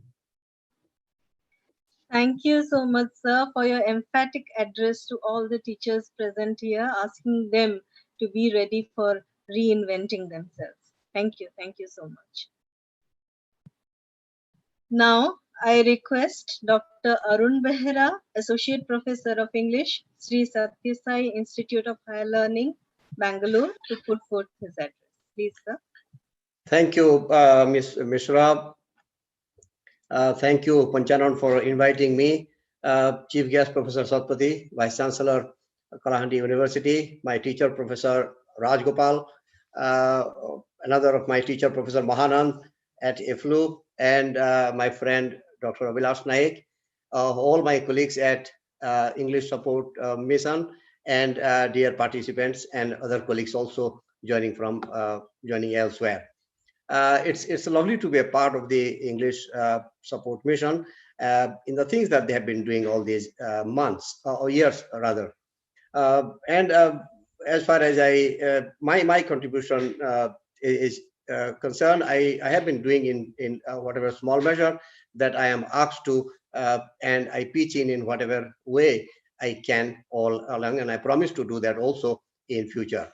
And as Panchanand laid out the plan for over the next 6 months or so until January 2022, it's not an easy job to sustain something for a long period of time every single Sunday for 6 long months. One of the platforms that they have been doing, I am a witness to that. I also have been a participant in that, is Darth Voyage. They have been doing it for almost a year and a half or so every single week.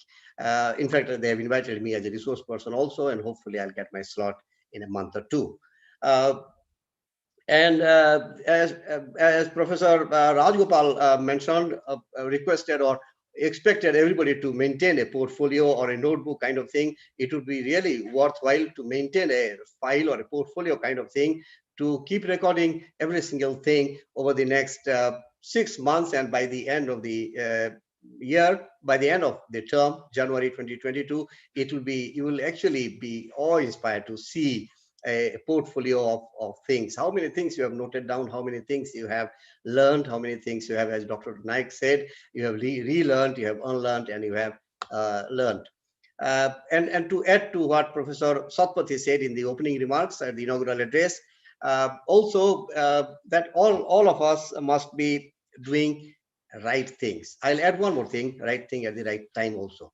Now, when we doing something right is a difficult proposition. Not many people do that, or can do that, basically because they don't have conviction, or maybe they don't have faith in themselves, or maybe because they have their own inhibitions and personal biases. But then doing right thing needs a lot of courage, and doing right thing at the right time needs more courage. But let's do it, and I'm sure with all the elites around us, and as Dr. Abhilash Naik was suggesting, was making a note of, the list of the people that we can see in the as guests, as resource persons is incredible. You can't get so many people under one roof, under one umbrella for 6 months. It's a treat to see, to be a part of such a thing for so long a time. Just a small mention of this also, as Panchana laid bare the objective and the purpose of this professional development and proficiency development. Also, Dr. Mahanand made a remark about that. We need to grow. Everybody needs to grow. Even we can't say that, okay, I'm 55 now, I have learned enough, I have taught for 30 years, and therefore, no, we need to learn. We keep learning. Learning is a life, is for a lifetime. It doesn't end anywhere. It's a progress, in fact. And English being an international language spoken by almost about India's population, about a 1.25 billion people across the globe speak English either as a mother tongue or as a foreign language or a second language or third language. But with such a huge population of people speaking English, it's also imperative that we must use it well. Only speaking English or knowing some English or knowing or use it in whatever way, which means basically abusing or misusing, will not help. So I trust with the aim and the purpose that the English Support Mission has been doing, all of us can actually unlearn whatever wrong English we have learned, relearn the new things, and also keep continuing learning. And that's how we will skill ourselves, we will reskill ourselves, and we'll emerge victorious.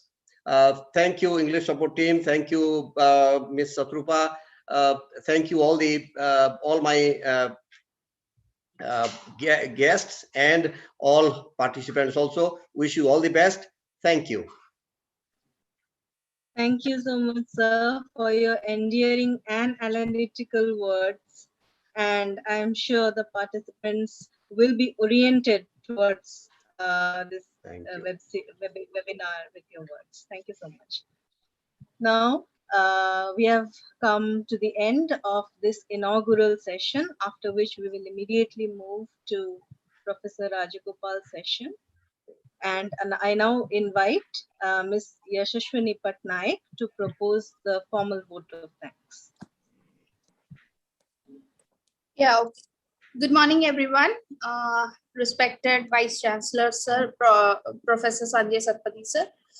Respected Professor G. Rajgopal, Professor Anand Mahanand, Dr. Abhilash Naik, Dr. Arun Behra. I won't take much of the time because we are eagerly waiting for Rajgopal Sir's session.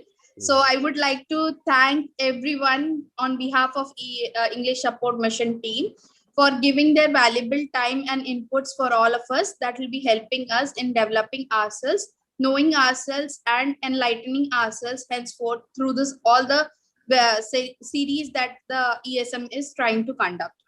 I would like to thank everyone from the core of the heart for being patient and being a part of this. So let's move on to Rajgopal sir's session. Thank you, everyone.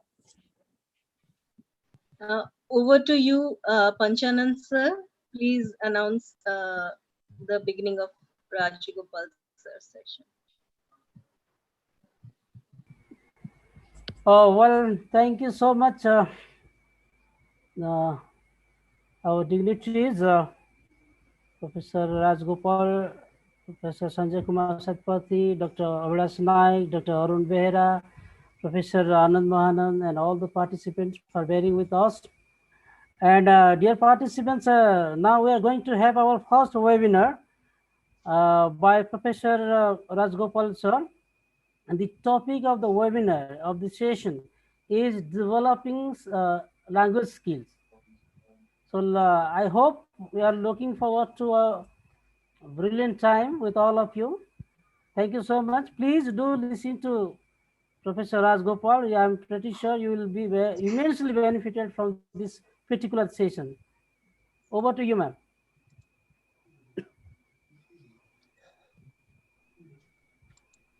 Now I request Professor G. Rajgopal, former Dean,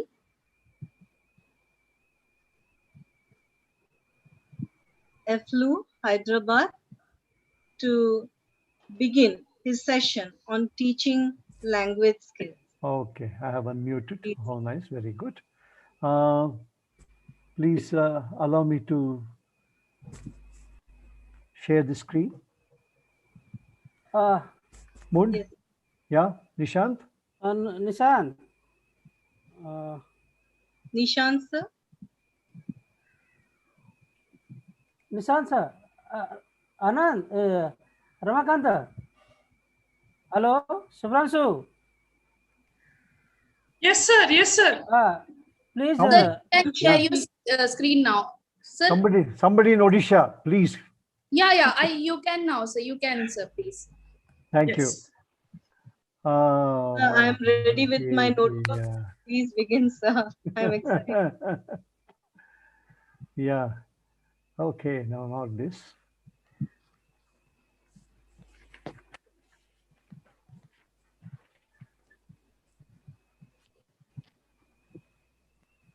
Where is this? Yeah. You better open your slide, sir. Open it and then share it.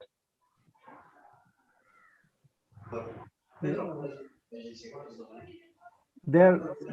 Yeah, Panchanand, try and open my slides. Sir, please open your PPT if it is it.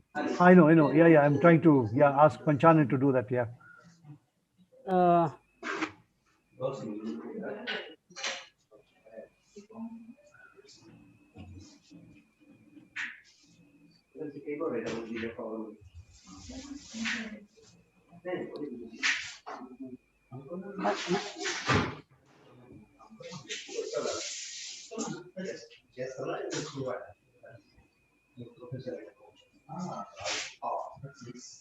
Panchanand, are you able to do that?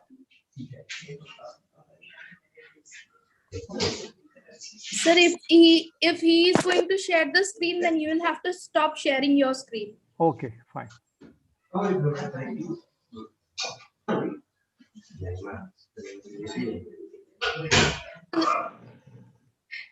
Please go to Zoom. Please go to Zoom. Below there in the taskbar, please go there.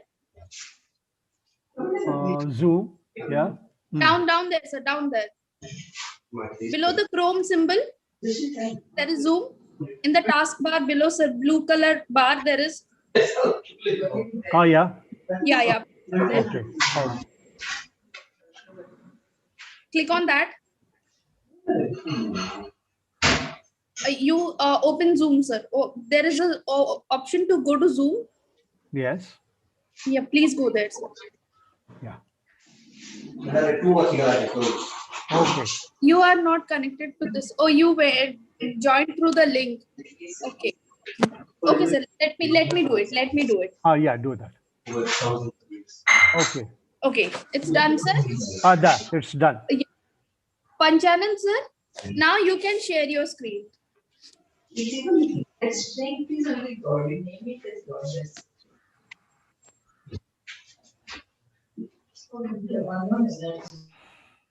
Panchanan? Lingraj will do this. Sorry? Lingraj. Okay, Lingraj. Okay, do it. Somebody do it. Start it. Yeah, no problem. Panjana, please share the PPT with me. I'll share. Send, Lingraj, send. Oh, okay. In WhatsApp or in Gmail? Yeah, WhatsApp. Okay. All right. Let me see. Done. Just sharing it.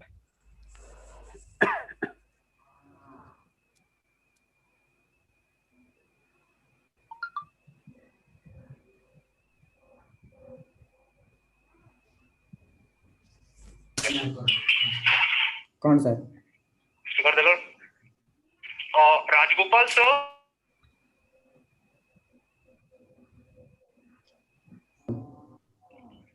Hello, Rajgopal sir, can you hear me? Yes, I can hear you. So you are a co-host now. You can also share your screen. Okay, fine. Then I'll, yeah. Yeah.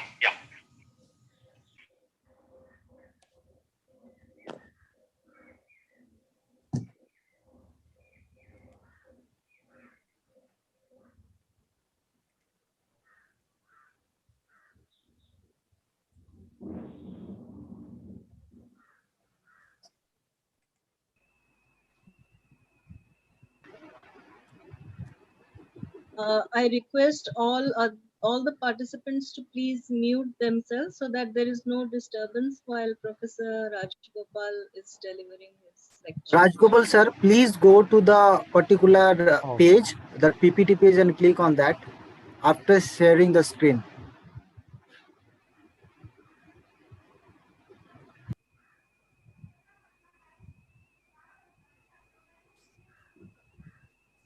So first you have to open the window of the PPT, then you have to minimize it and then share so that it's... Sir, you don't need to worry. Rajgopal sir, you don't need to worry. Lingraj sir will be doing that for you. Okay, fine. Thank you. Yeah, he's here. All right. Yeah. Okay. Shall I start now? Lingraj, Lingraj, come on the share screen. that. Yeah. I'm trying to share my screen also. That's the problem. Can you see it now? Yeah, I can see it now. Yeah, much better. Is it okay now, sir? That's much better. Perfect, sir. Perfect. Okay. Okay. Done, right? Okay. Shall I start? Okay, just keep it like that. Yeah, that's good. Okay. Keep the first one on. That's enough. Okay. Is this the first one? No. It said develop. That's one. This is the first one. Great. I'll just tell you next. That's enough. Okay. All right. Okay. As simple as that. Don't worry. Okay, fine. Everybody. Okay. It's now 11:50 on my watch. I will speak for the next 55 minutes or so, and then we will leave some time for the question answers because I think we have time only till 1 o'clock. Is that right, Shatarupa? Right. Yeah. Our time is till 1 o'clock, I suppose. Yes. Okay, fine. Okay. Let's start. Okay. Today's session, my session, is a very basic session. It's a starter. We are focusing on certain very basic things today, where we are trying to understand certain things related to language teaching, English language teaching. Now, what I want all of you to focus on is, ladies and gentlemen, as you make your notes and so on, my PPTs will be just pointers.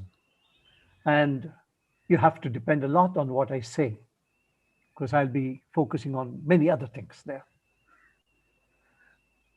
The most important thing that I want all of you to remember in all these sessions, all these Sunday sessions of Panchanans, is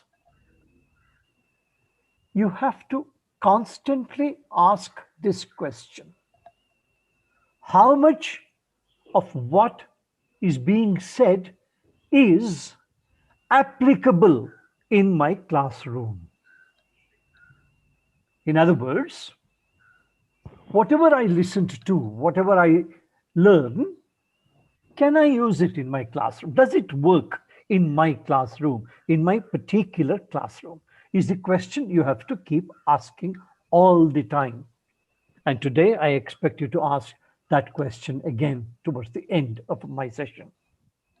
And so the applicability of whatever the resource persons say in all their sessions is the key word for you to remember in this particular professional training session, in all these sessions.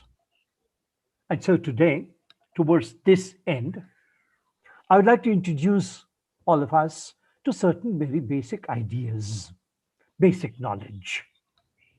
All of them are related to ELT. English language teaching is something that you must remember. All of us are talking about this. Now, you should know that ELT, which has almost about 400 years history, language teaching history dates back almost 400 years. We are not tracing history today, but you should know that our information is not something, very new. No, it has a history. And so, because of such a vast history, ELT itself has become a very major discipline all by itself.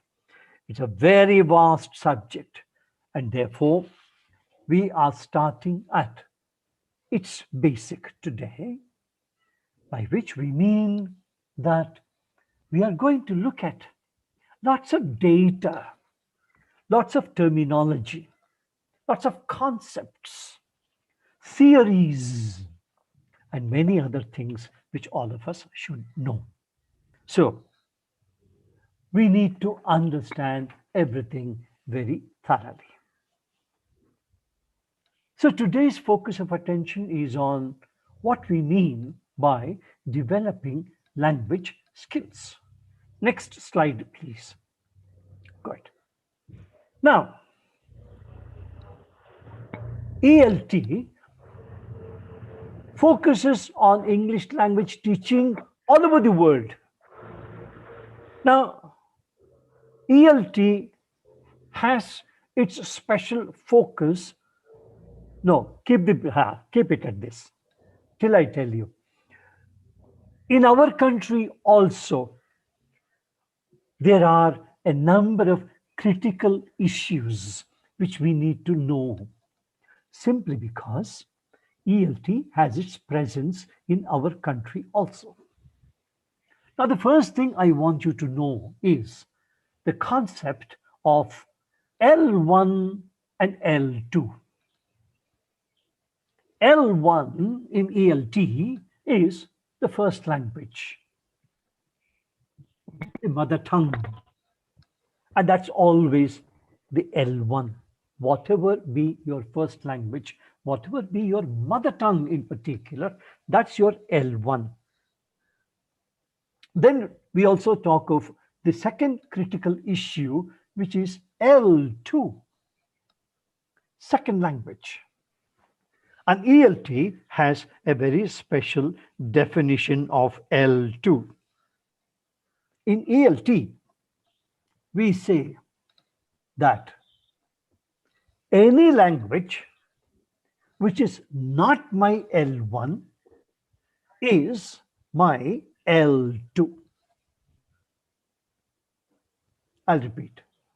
In ELT, okay, first language, second language, third language are language policy issues. We are not talking of that. We are talking of L1 and L2, and in ELT in particular, we say that L2 is a second language, but a second language is that any language which is not my L1 is my L2. And when we look at English, English is not our L1. Nowhere. It's not our L1, except for the Anglo-Indians and some others who speak English as mother tongue. Vast majority of our country do not use English as L1. And so therefore, for us, because we say that any language which is not my L1 is my L2, we talk of English as our L2. English is therefore a second language for us. Remember this. And therefore, all of us who are teaching English are teaching English as a second language, which means our learners, for the learners, English is not their L1 and therefore it is their L2. And therefore, when we teach English as a second language. I hope you're all making your notes. And so, when we teach English, we call it TESL, teaching English as a second language. And all of us who teach English are teachers of TESL, teachers of English as a second language, which means all of us are teaching English as a second language to learners who are also learning it as a second language. This is very important. This is a very critical issue in ELT in India. We are teaching English as a second language to learners who are also learning English as a second language. And our learners, remember, this is very important. Our learners are learning English from us, teachers. Who are we? We are also learners of English as a second language. And so we, teachers, who have ourselves learned English as a second language, are now teaching English as a second language to learners who are also learning it as a second language. From teachers who have learned English as a second language. You see, it's a very complex situation. And therefore, what's very important for us to remember here is, as I always say, if the teacher's English is good,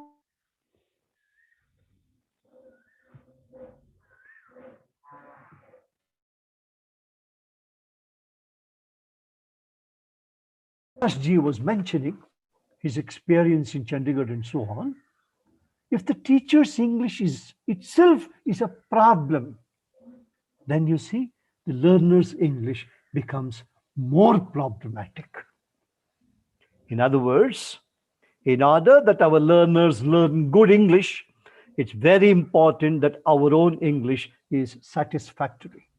This is the first important issue to remember in our country.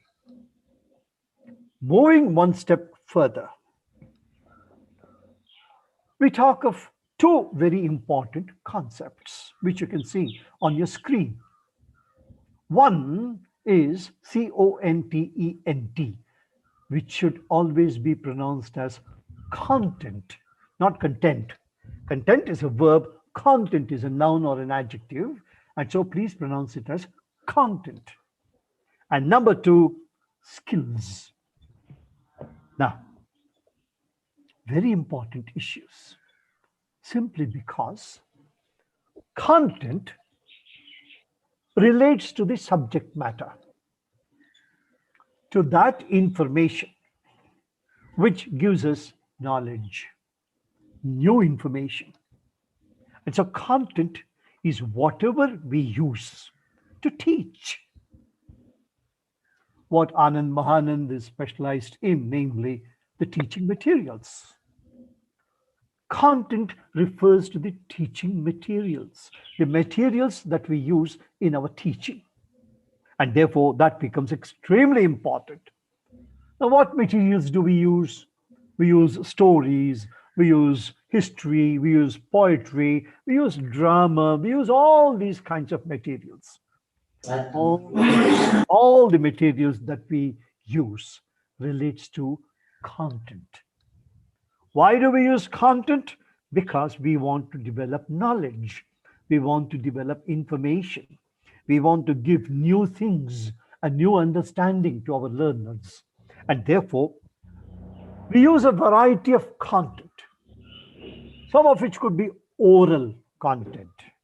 We may narrate a story, tell a story. Some of which may be printed or written, all these.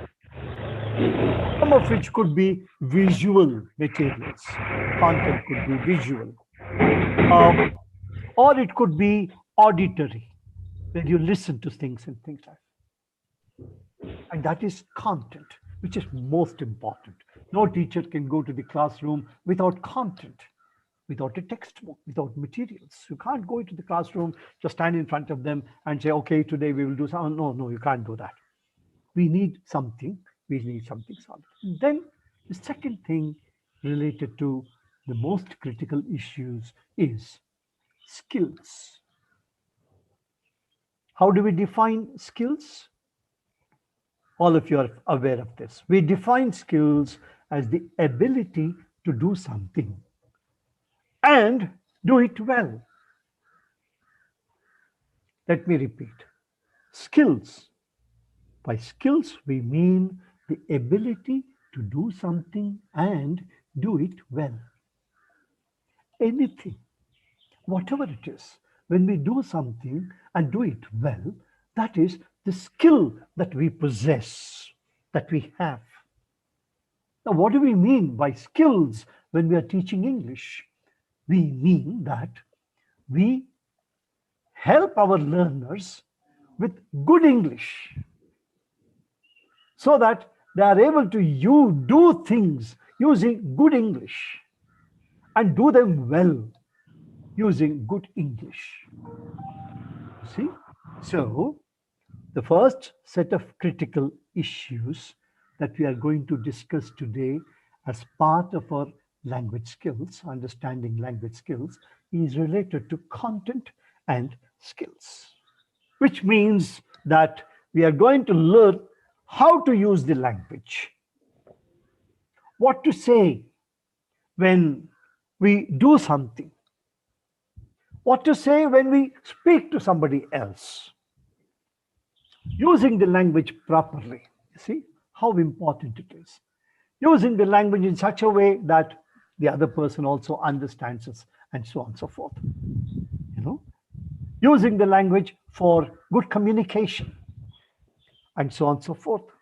So the first issue is content, and second one is skills. I hope it's clear to you.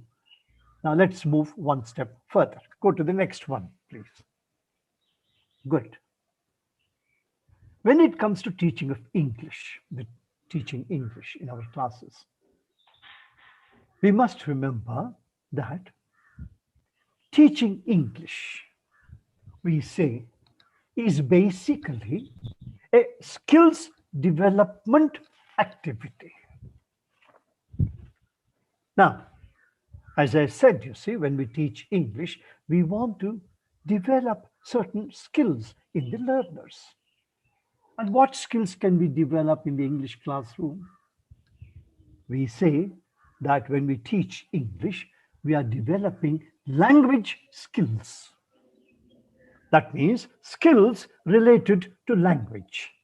We are not teaching horticulture, or we're not teaching carpentry, no, we are not teaching dressmaking, no, we're not teaching cooking, no, we are not teaching those skills.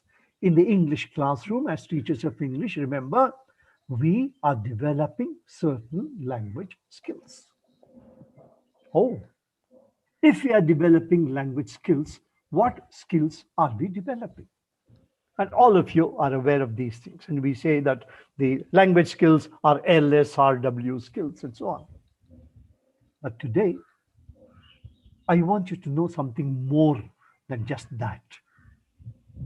When we teach English and develop language skills, you should know that we develop skills at two levels. Level 1 is where we develop certain basic skills. And level 2 is where we develop advanced skills. Many of you might be familiar with what I am saying today, but it's necessary that in addition to familiarity, we also have the confidence of knowledge, of knowing whatever we are saying. And so today, we are going to look at language skills from two perspectives: the basic language skills perspectives and advanced skills perspectives. And this is all of them are related to teaching of English. Next one, please. Good. I'm sure your notes are ready. What are the basic skills? What are the basic language skills? These are the 4 basic language skills all of you are familiar with. But today, I want you to know that in addition to these basic language skills, there are also certain advanced skills, higher order skills, higher order, which means that, mind you, when we think of English, teaching of English, we don't talk of only 4 skills. We talk of 3 more skills. And what are they? We talk of number 1, what we call literary skills. And number 2, study skills. And number 3, communication skills. Ladies and gentlemen, don't forget this hereafter. You should know that when we teach English, so far, if you have been saying that there are only 4 skills, remember those 4 skills are what we call the basic skills. And you must remember that, not just 4 skills, there are more skills, and there are 3 more skills. And so when we talk of language skills, there are altogether 7 language skills. And this is very important for you to know. Don't forget this. Why is this important? Because when we think of teaching of English, and when we say that teaching of English is a skills development activity, we need to understand that, I have altogether 7 skills to develop, which means that an adult user of English should know all the 7 skills. This is very critical. That means, as teachers of English, our job is to ensure that all our adult speakers, all of you, know all these 7 skills. You see? So, the teaching of English, right from the school level onwards, will have to ensure that all these skills are well developed. Now, I'm sure that as far as the basic skills are concerned, you know enough. You have read enough, you have experienced enough, all your training programs have told you enough about listening, speaking, reading, writing. These are considered to be the basic skills, as we have said, supposed to be, somebody classified it saying that this is how the child also learns the language, any language for that matter, including our own L1. Probably we begin with listening and then move into speaking, and sometime reading, and might be writing might come much later. Whatever, that's okay. But I want you to understand the higher order skills now. Keep your notebooks ready. Literary skills, as the word literary suggests, literature, reading and understanding literature. Don't say literature, it's literature. Literature. Literary skills relate to developing the ability to read, understand, appreciate, and evaluate all the material that we find in literature, all literatures around the world. Let me repeat so that your notes will be complete. Literary skills mean developing the ability to read, understand, appreciate, and evaluate all pieces of literature, all examples of literature. Now, mind you, when it comes to literature, you know that literature has special language, special use of language. Language is used in a special manner in literature, in stories. Once upon a time there was, and that is how a story begins. And if it begins like that, once upon a time, that means you have to go back in your imagination and so on. There was, and so on and so forth. So literature always has a special use of language, which is not our ordinary use of language. It is not just simple reading of a story. The fox wanted to eat those grapes and things, and then no, the crow wanted to drink water. It's not as simple reading as that. When we take literature, whether it is Indian literature or any other literature, if I take, normally I use these examples, such as, for example, if I have to teach Robert Frost, can I teach it in class 2? No, I can't. 3, I can't. 4, difficult. 5, maybe. 6, yes. 7, definitely. But can I teach Robert Frost or Sarojini Naidu or Rabindranath Tagore without basic reading skills? No way, I can't. In other words, when I think of teaching of literature, literary pieces, I always need to go to the higher classes. And therefore, we call these advanced skills or higher order skills. So literary skills are higher order skills, whereas reading is a basic skill. So unless my basic skills are well done, well developed, well taught, I can't go to the advanced skills. And so, why do we have these problems with readers? Even at the, as Sir was saying, even after post B.Ed level or at the B.Ed level, why are there these problems of reading or whatever? Simply because their basic skills haven't been well developed. Somebody has not put in sufficient effort to develop the basic skills. Unless the basic reading skills and listening skills and also on are developed, you cannot go to the advanced skills, as you can see. So literary skills are skills which help us develop all these abilities in our learners. What are study skills? Many of you must be familiar with that, but for some of you, they may be new. Understand this very well. When we talk of study skills,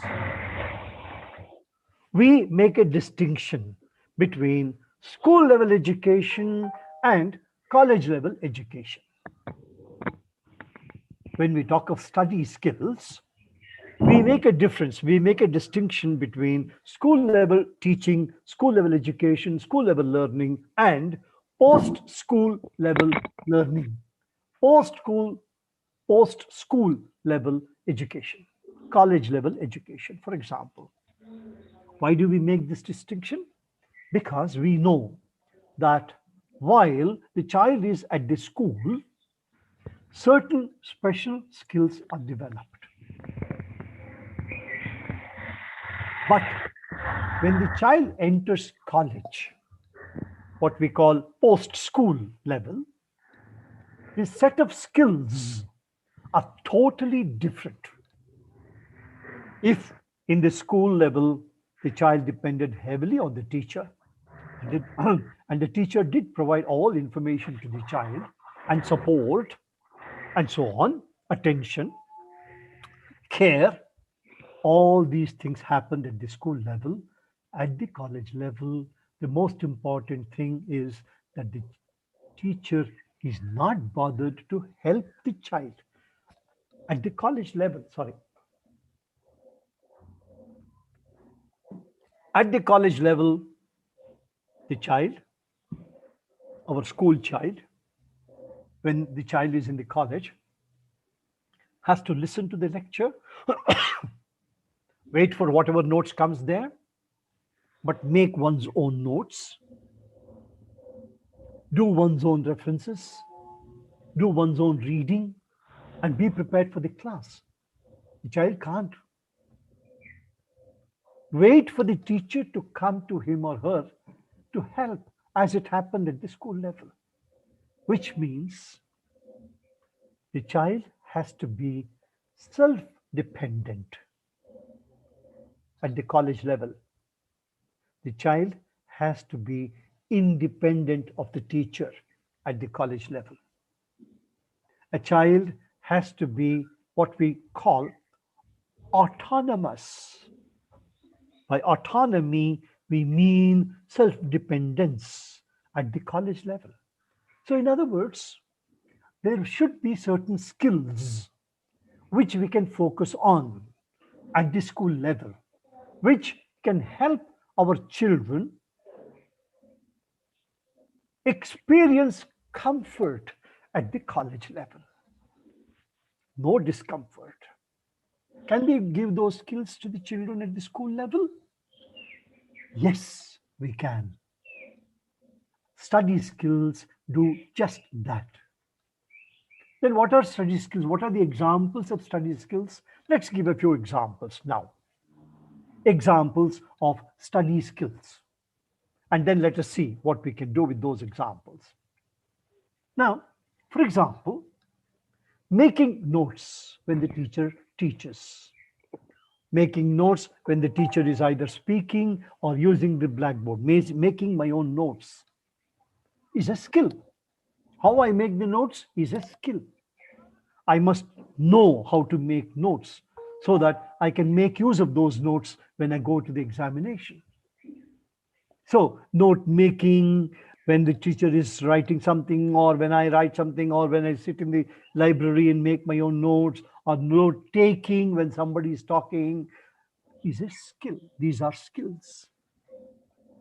Number two, sometimes it's possible for us to read something, let us say an essay, and we can convert that essay to a different form.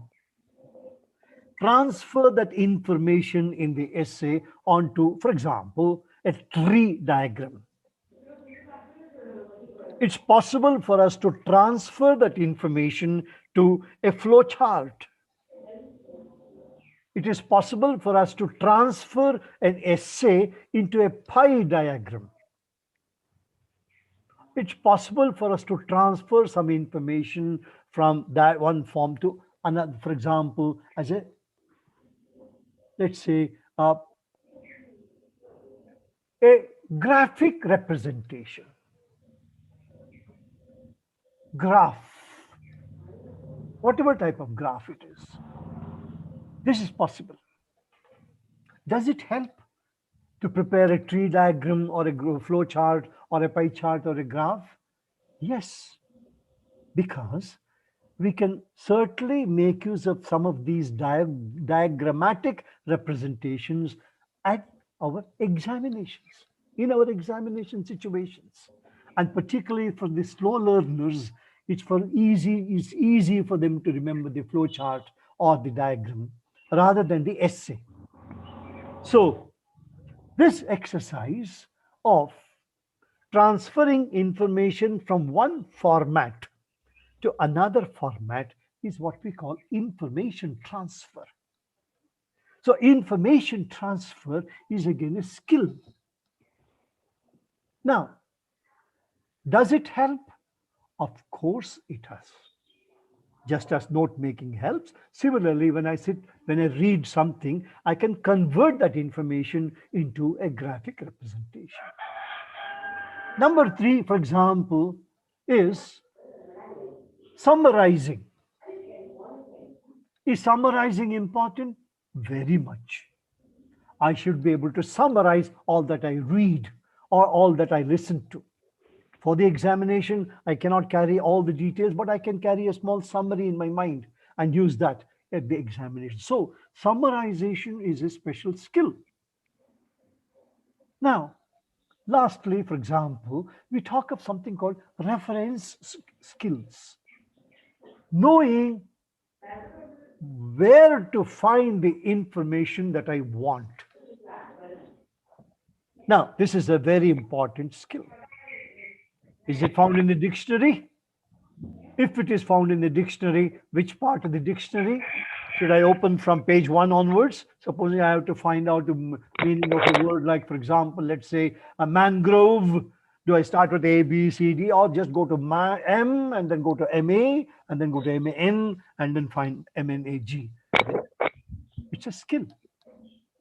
Now, note making, note taking, summarizing, information transfer, referencing, all these are part of study skills. We also talk of other skills like skimming, scanning, many other skills also. Now, all these are examples of study skills. Now, can we teach note making in class 2? No. 4? No. 6? Maybe yes. 7? Oh yes. 8? Definitely yes. By the time our children come to class 8, they should know note making, referencing, information transfer, all these skills they should know by the time they come to class 8, so that they practice it more in class 9, practice it much more in class 10. Now, if they have practiced it for 3-4 years at the school level, that means if we have taught them these skills at the school level, will it help when they go to the college level? Of course, yes. Oh, yes. So they know it. They know how to take down notes, make notes, listen to the teacher comfortably. The teacher lectures and I can make my notes. References, yes, I can do all this. I can go to the library, so on and so forth. So study skills, again, can begin from about class 5, class 6 onwards. Small way. Class 4, we can start dictionary skills and thereafter the other skills and so on.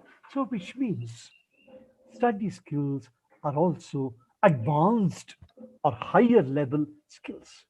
Can they do the study skills without good listening? Basic listening? No. Speaking? No. Reading? No. Writing? No. They cannot do the advanced skills without the basic skills. So you see how important the basic skills are. Now you understand that if somebody cannot do certain things, even at the school level or at the B.Ed level, you know how some of those skills have not been developed at the school level properly. And so you see that's why it's very important. Communication skills, you know very well. We can communicate, it can be oral, it can be written, it can be visual, body language expressions and so on. It could be very symbolic like the traffic lights and so on. It could be a variety of communication skills. But basically, communication skills are skills of interpersonal communication. Now, interpersonal communication will mean the ability to ask questions, to answer questions, to take part in a discussion, to take part in a good presentation, answer very good questions in a group discussion, create good understanding, and so on. You see, communication takes place in so many ways, including, for example, interviews. In interviews, you need good listening skills. You need good speaking abilities. For this, you should have done sufficient reading. And which, for example, in B.Ed At the B.Ed level, for example, when you go for an interview, the committee might ask you, okay, go and write something on the board. Let us see how you write and explain what you have done there and so on. You should know good writing skills, handwriting skills, good presentation skills, and so on and so forth. You see, communication takes place at so many levels.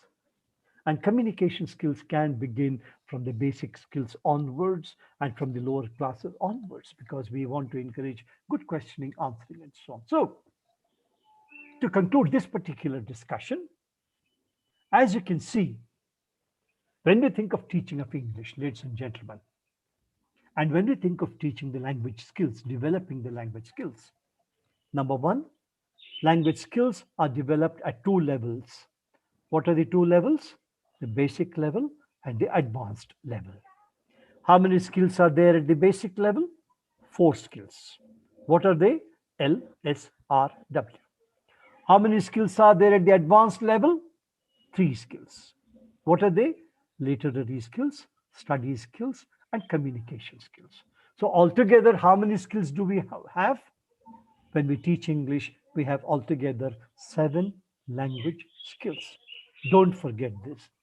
Why do we make a distinction between basic skills and advanced or higher order skills? I'm now going to tell you something very important, and all of you must understand this very well. Ladies and gentlemen, we talk of basic skills and advanced skills with a specific objective in our mind. And what is that objective? We say that by the time our children leave the school, or by the time our children cross class 5, all our children should be good in all the 4 basic language skills. Let me repeat. We say that when it comes to teaching of English in India, and therefore it refers to all of us here who are listening, listen very carefully. We talk of basic skills because by the time the child leaves the lower classes and moves to the higher classes, roughly from class 5 onwards, it's higher classes. So by the time the child completes class 5, we say that all children learning English should be good in all the 4 basic language skills, LSRW. Why do we say this? Because from 6 onwards, the teachers have to focus on the advanced skills. And the advanced skills need a good basic knowledge. The teacher in class 8 cannot be teaching basic listening. No. The child should have known that, because the advanced skills are required at the higher classes from 6, 7, 8, 9, or 10 onwards, simply because it is required for further education, future education. And so, to conclude this particular discussion, ladies and gentlemen, as I said earlier, by the time our children leave the school at the end of class 10 and go to the college, +2, and then college and so on, all our children should be good in all the 7 language skills. This is what we need as our teaching ability. In other words, this is what we should know as teachers, that our responsibility is to ensure that all these language skills are attended to at the school level. Otherwise, we will have problems at the post-school level. Let's go to the next slide, please. Now, this is something that is for us. Having said all these basic things so far, ladies and gentlemen, having looked at the basics of the language skills, what are our duties and responsibilities now as teachers? The first thing is developing language skills. Now, developing language skills is not as easy as you can see. How to develop listening? Yeah, I want to develop listening skills, but how do I do that? What do I do in the classroom? What kind of activities should I do? What are the exercises that I can use? If I take a poem, how do I teach that poem? Oh my God, how do I make them understand that? How do you make them ask questions on the lessons and so on? Teaching language skills is not a very simple job. It's not that just because you know English, you can go to the class and start teaching. No. Teaching English is a profession. So it requires professional skills, which means I should know not just English, but I should also know how to teach English. And when I say how to teach English, it means how to develop the language in the learner. Imagine the tribal population and teaching them English, how to develop those skills in them, how to help them read English literature. For example, how to help them read Arkenarayan. No? How to make them read Toru Dutt, a very simple poet, for example. Very, very complex. Therefore, it requires professional skills. Number one. Number two, it means that the teacher's own proficiency in English should be very good. I can't speak ungrammatical English. My English has to be good, grammatically correct. And I should know the words, what words to use. I can't start mumbling. I can't say, what is that? What? No, I can't do all those things in the classroom. I don't have time. I must have good knowledge of the vocabulary, good knowledge of the sentence construction, and good ability to pronounce and make sentences and be fluent in my speech. And that is called proficiency. So proficiency is the ability to use the language. So I myself would need two important skills. Number one, the professional skills, and number two, proficiency to use the language effectively, which is also a skill. So my own knowledge of the skills should be very good. Next, I should not only know the language, not only the skills, language skills, which we talked about just now, but we must remember that every skill has a number of sub-skills. Every skill has sub-skills. Making a cup of tea is a skill, but that requires knowledge of how much water to take, how much boiling has to take place, how much tea powder has to be put in, how much sugar has to be added, and then how much milk has to be added to bring out a beautiful, wonderful cup of tea or coffee. It's not a small thing, which is a skill. It's a very special skill. Making samosa is a skill. You should know how to prepare it and then fill it in, and then making that little filling in is a problem, and then frying it is a big skill. It has a number of sub-skills. Choosing the ingredient is a sub-skill. Preparing a textbook is itself a skill. You should know what to choose, how to put them together, how to grade them, what exercises to include. All these are sub-skills. Teaching pronunciation is a skill, because pronunciation has so many factors under that. Not phonetics, but pronunciation. Spoken English, for example, it has so many sub-skills. We don't have many sounds in our own language. For example, if I want to teach THIS and I say this, now how do I teach which is not my sound? BAG is bag. Now the sound A is not there in any of our Indian languages. How do I make sure that the children know the sound A perfectly? And so on and so forth. So it's not enough that we as professionals know the skills, but we should also know the sub-skills. I hope you understood this. One of those very important principles, ladies and gentlemen, which why I want you to know, is what we call the idea of a product as opposed to a process. Don't say process, it's process. Now, what is a product? A product is defined as the end product of any activity. Whatever we do, the end product is product.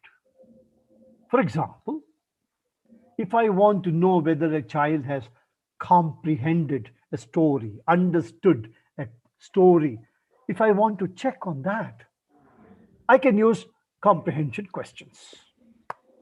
And when I use comprehension questions as the final thing, that tells me how much somebody knows or how much somebody doesn't know, what somebody knows or what somebody doesn't know. Our examinations are all designed in such a way that we will know whether somebody knows something or doesn't know something. So we are interested in the end product.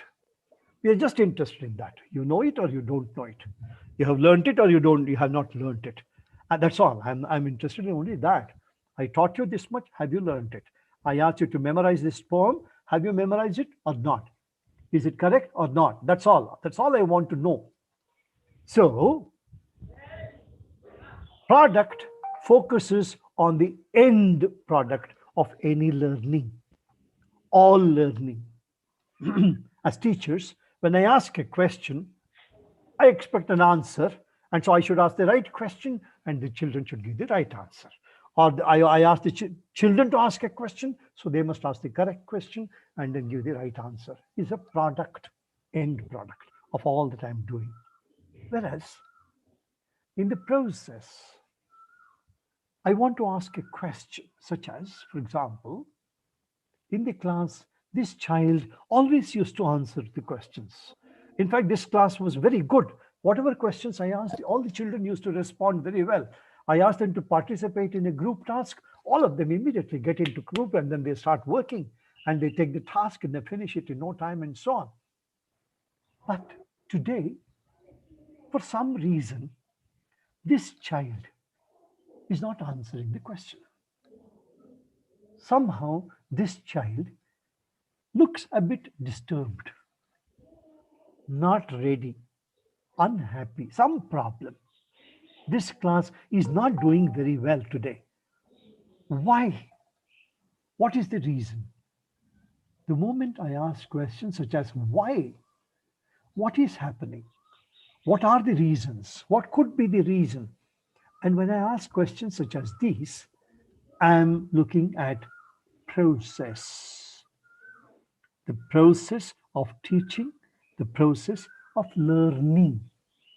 And as a teacher, I should know whether I am doing product or a product approach in my class now, or I'm doing a process at the class now.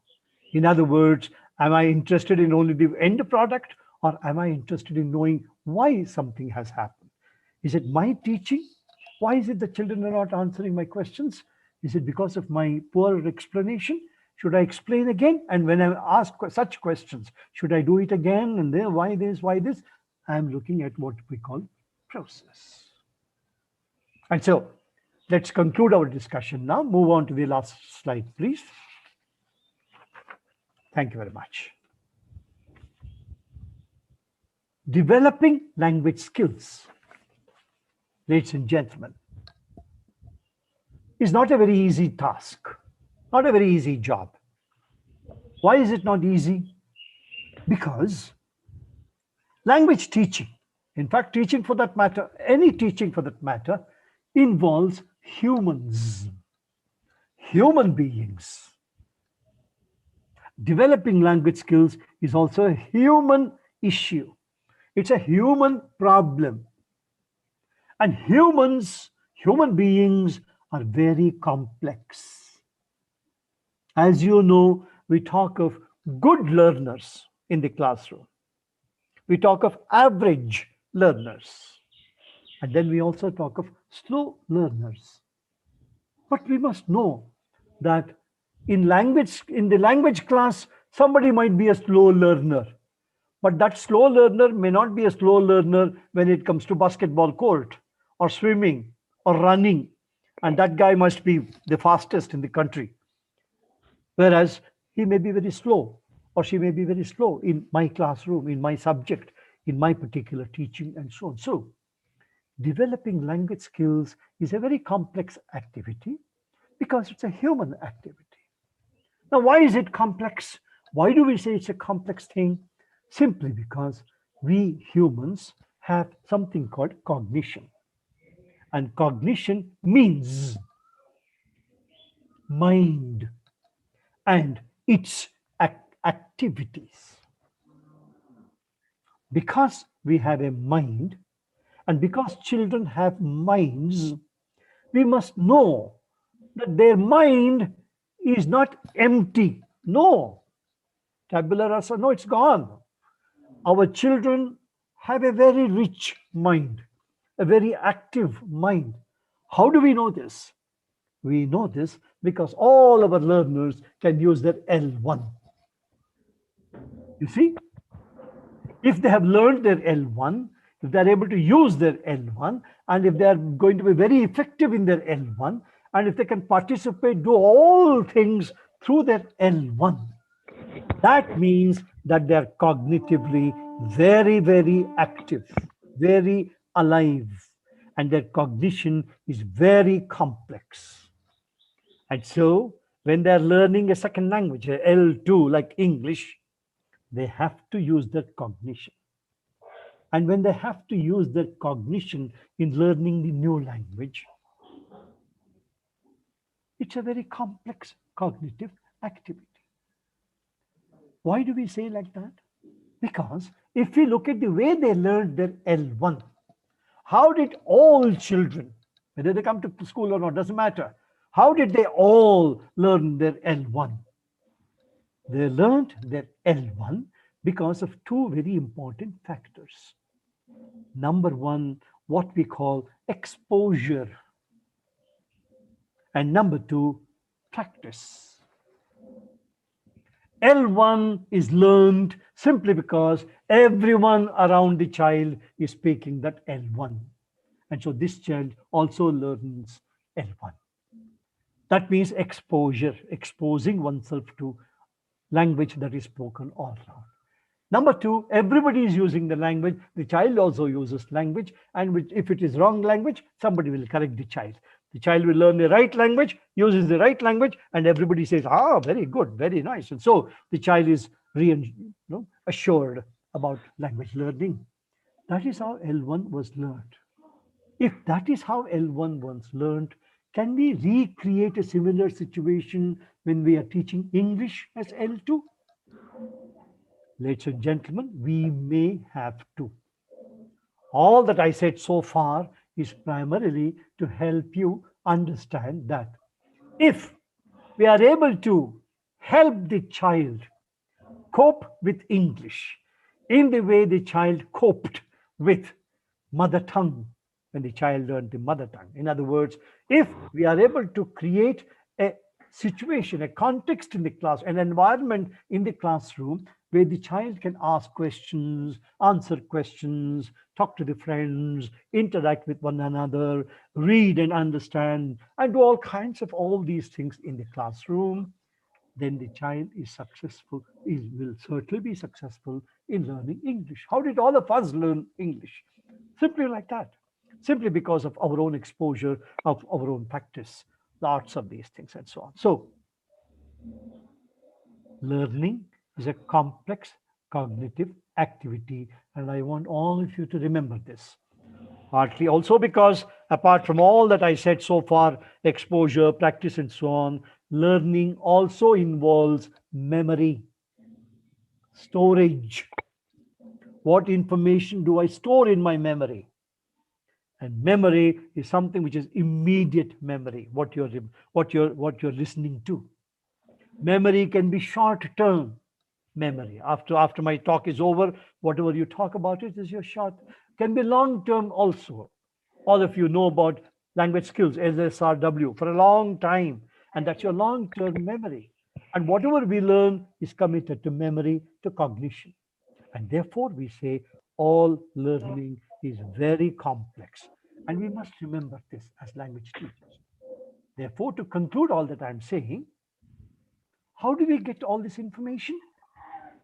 We get all this information through formal training. You see, all teachers need training. And this session, along with all the next Sunday sessions, are all training sessions. In other words, we get trained with a lot of information, with a lot of these things in our classroom. There can be other kinds of training, which will be practical training, which you do hands-on training in your practical something. No, we're not talking about that. That's not possible here. But the training you're receiving here is primarily in the form of knowledge, in the form of information, in the form of all that we are trying to say. So I hope all of you have some concept, some idea to begin with today about language. What is language? What can we call L1, L2? What is language teaching? What are teacher abilities? Teacher skills? Teaching skills? What are they? What is language learning?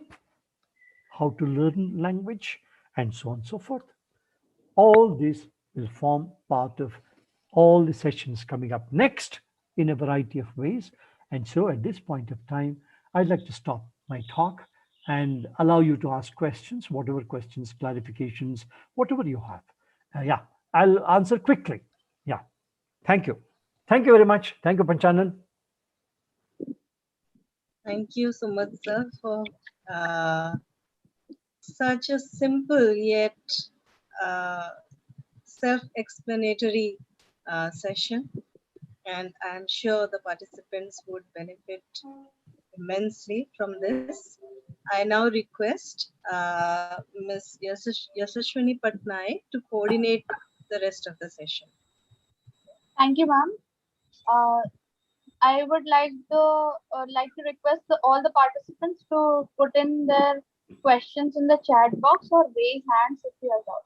So Priya's World, somebody named Priya's World has a question. Let me unmute her. Yes, ma'am, you can unmute yourself now. Be quick. Priya, ma'am, you can unmute yourself and ask your question. And put your video on, please. Yeah, and put your video on, please.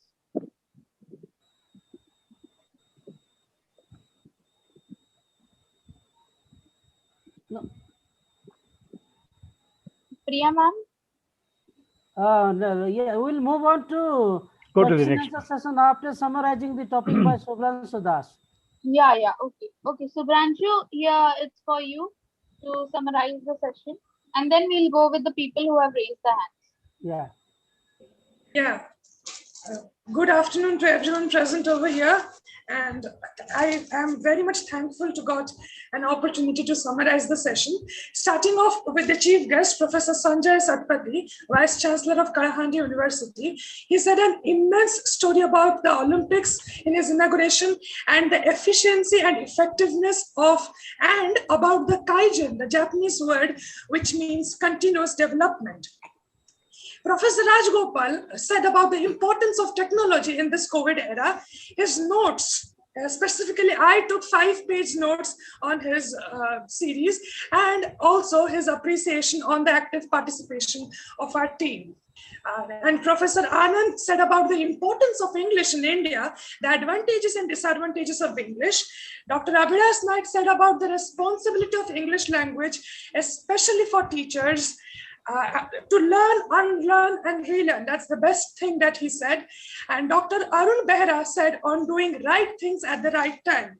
And when we come to the main topic by Dr. G. Rajagopal, I specifically wanted Sir to be my teacher during school because such immense knowledge I think I would not have got from any other professor. I personally, being such a lazy boy, I've made 5 pages notes on sir's lecture, and this is so important. And now I am practically doing a advanced skill, which is summarizing. So thank you so much, sir, for such an amazing knowledge. I would have never got it from anyone, and this session was really nice. It could not have been that beautiful without your notes. Thank you. Thank you, Subhranshu. That was wonderful. Now I request Yashashwini ma'am to take up some questions which have come in the chat box. 2 questions I can see. One from Radharani ma'am and another from Susai. Please. So the first question here it goes, where can we place critical thinking in the list of skills? As you can see, good question. Thank you very much for reminding me about that. Now, mind you, as you can see, when you look at the skills, there is nothing that prevents you from saying that critical thinking can come right from the beginning. Today, children are exposed to so many things, so much of information everywhere, that they can ask a number of questions on the mobile, off the mobile, wherever throughout the world. Yes, and therefore, mind you, if we say that critical thinking can begin almost from about class 2, class 3 onwards, it means a lot of responsibility on the teacher. Asking critical questions is not a very easy thing. It requires critical thinking on the part of the teacher also to frame such a question or frame a situation where such questions become possible. And that there is critical evaluation, critical discourse, and therefore, you see, critical thinking is developed and sustained. And so I would say that begin anywhere. You can see in your own home, your nieces and nephews and small kids and so on, what questions they ask. And so now the point therefore is to be able to create such an opportunity in the classroom is something that is a tremendous responsibility on the teacher. And if the teacher is able to do that well, sky is the limit. And mind you, that's a very special skill in the teacher and therefore in the child. So you can begin anywhere. Okay, so the next question goes, what might be the 1 minute? Yes, Sandy, you put your video on, please. 1 minute. Yeah. The next question here it goes, what might be the reasons that children do not master the LSRW skills by the time they finish the standard 5th? Who is asking this question? Who has asked this question? This question is asked by somebody called Susai. Oh, Susai. Okay, Susai. Okay. Now you understand that, you see, if this is what the teacher is expected to do in the classroom, on the one hand, if we assume that the teacher has indeed done all these things in the classroom, and yet if we notice that the child hasn't picked up certain things, there can be certain other factors, many other factors affecting learning.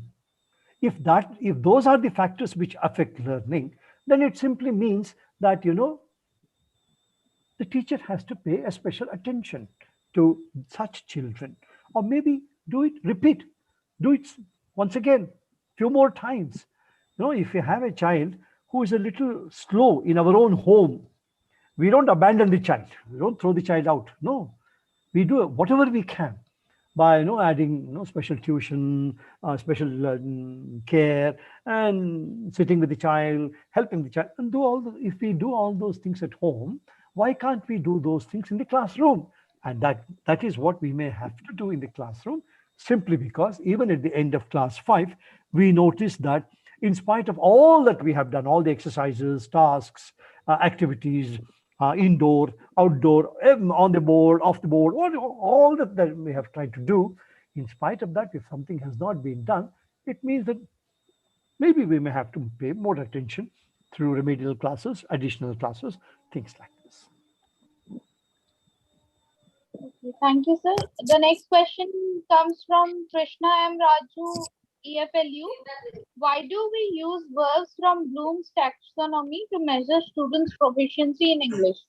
Oh, well, because the taxonomy is available, that's all. Mr. Bloom, fortunately, gave us a taxonomy and gave us a classification. A taxonomy is simply a classification. Please prepare your own taxonomy. There's no problem. All teachers do this. In fact, all departments, they sit together and then they prepare their own taxonomy depending on the kind of school that they teach in. If it's an English medium school, they have a different taxonomy for themselves. If it is a non-English medium school, they have a different type of taxonomy for themselves. Bloom's is one of them. It's a question of convenience. Now, you see, milk is available in so many ways. You can either pour it from somewhere, or you can pack it, or long-term milk. Why are they all there? They are all there for your convenience. And Bloom's taxonomy is one of them. So, gentlemen, you may use it, you may not use it, but it's a time-tested taxonomy. It's been alive for almost 70, 90 years. And therefore, why not use it? That's all. As simple as that. So use it. If you find it useful, use it. Otherwise, please devise your own taxonomy. Okay, so the next question comes from Murthy Kumar. What method can be used to develop, used in classroom to develop good English language? What methods? Now, today we have not talked of methods. There are any number of methods. You may be familiar with, for example, direct method, which is no use of mother tongue, no place for mother tongue use, all in English continuously is one method. Somebody has used that.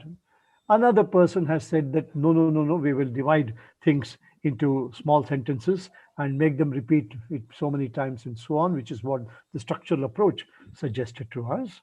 And somebody else said that no, we will bring in the use of the mother tongue also into the classroom. And that became famous as a bilingual method and so on. Or somebody said that no, we have to use of enable learners to construct things all the time, and so there's a Piaget says constructivism, and so we will use constructivist method. Or there are any number of methods. There is no single method which can always be recommended for any situation. It depends on the class, its composition, the learning ability of the child, the capacity of the child to learn, and so whatever method suits best, do it. Somebody used the word eclectic, which is not the right word. Eclectic is a good mixture of this. No, that's not it. Eclectic is not a method. It's an approach to teaching. You may want to use a mixture of various methods in the classroom. But remember, why did I talk of product and process? I talked of product and process simply because you might be interested in the end product. I don't care what happens, but this is what they must all be. All of them should be able to pick up 70% of what I say. Could be your product. Or you say, no, it's very difficult for these children. As somebody said, you see, even after class 5, the basic skills are not learned. So I will use the process. I will take it slowly, and then I have time till class 8, and then I will do it slowly. And so therefore, ladies and gentlemen, there is nothing like a single method. There's nothing like a single method in driving. For example, if you're driving a two-wheeler, there's no one method. There are many ways of driving it, and there are many kinds of drivers and so on. And so some end up up there in heaven, or some end up down here and so on. So there's nothing like a single method. So please use whatever is most suited to your class. But in order to use that, train yourself first and be very clear about what you are using, what method you are using right now, and which is a better one, which is not a very useful one, and things like this. Yeah. Next question. Okay, so the next question comes from Andrea Sabara, sir. and say his question is, most of our students both in +2 and +3 have sometimes no basic language skills as well. So how to teach such students? Thank you, Andrea. Andrea is my student. I'm very happy that you are also present today. Andrea, normally what we suggest is that when you start +1, +2, when you start your +1, it's quite necessary that the children should be up to the mark. And if something hasn't reached them yet and they are not yet ready, what is normally recommended is a 2 to 3 month incubation program. This 2 to 3 month incubation proficiency level instructional program is what is recommended as a special course where, for example, you may be doing certain other subjects which do not require too much of English, but for example, other science subjects or social, whatever it is, but at +1, +2 level, you may want to have additional remedial courses right in the beginning of the academic year. Do it for about 4, 8, 12 weeks, parallel or on its own, so that the children are at least up to the mark to receive information in the classroom, such as simple reading, simple listening, simple question answers, simple words, some of those things that are required as part of the mainstream education. Put them all into your remedial courses and train them over a period of 3 months, and that will certainly help. That's all the help that children need, because mind you, at +1 level, children are only 16 plus. They're 17 years of age. And at 17 years of age, they don't expect you to treat them like primary children, but they have to learn. And so you will have to be very cautious in organizing such a program. Okay, so the next question is from Malavika Mishra, and the question goes, does L1 become an obstacle in learning L2? If yes, how to overcome it? L1 can become an obstacle in learning L2 if you constantly, as an English teacher, use L1 in the classroom. You see, English teachers must remember that they are not teachers of L1. English teacher is a teacher of English as L2. Now, how do you give them an exposure to L2? By using the language. Now, if you constantly keep using L1 in the classroom, or you use L2 and the children use L1, what are they taking home at the end of the day from your class? L1? No, that's not your job. That's the job of the ODIA teacher. She will do the L1. So why are you bothered about it? Your worry is to teach English. And therefore, L1 can become an obstacle if you allow it to become an obstacle. Alternately, if you use L1 very carefully, judiciously, and enable children to understand things using L1, that's when you teach. You ask a question like, okay, bhalo che? Right, kya bhalo che? Okay, explain that in Odia, no problem at all. So they will explain it in Odia. Very nice, excellent, very good. Now I'll tell the whole thing in English. Now you have to explain it to me in English. So anything that is an occasion where L1 is used, if you supplicate it, if you remove the L1, and then if you add L2 to that, whatever you did in L1, children will begin to learn. In about 3 months' time, they'll say, no, dear, I'll English. Okay, yeah, manage. Yeah, right or wrong, doesn't matter. That's how L1 can be, as an obstacle, can be removed. Okay, so the next question, how to become a good English speaker like a native speaker? First of all, English has more than 1,000 native speakers. It doesn't have a single native speaker. Odia does not have a single native speaker because Odia there are different Odias in Odisha. Everyone is a native speaker of that. Go to Kalahandi, you will speak a different Odia. Go to Katak, you will speak different. Go to Bhubaneswar. So if Odia itself can have so many native speakers of so many varieties of Odia, how can there be a single native speaker of English? No. If you go anywhere, leave aside whatever Bernard Shaw said in Pygmalion. No, leave it aside. Even if you go anywhere in throughout the world, there are so many native speakers. So please speak your English. You are the native speaker of your English. The only thing you must remember is what we call technically intelligibility. By intelligibility, we mean that I will speak my Odia English, but I will speak it in such a way that everybody will understand that. Number one. Number two, because I'm an English teacher, I should also make a little effort to learn better pronunciation. People should not treat me as an Odia English speaker. I want to try to be an English speaker. I will make some effort, and in about 25, 30 years, you will become a better speaker of English. Congratulations. Keep the attitude alive. Thank you. Okay. So the next question is from Radharani ma'am again. So she asks, sir, will it be correct if we say that communication skills is the umbrella term for all the language related skills? I don't know.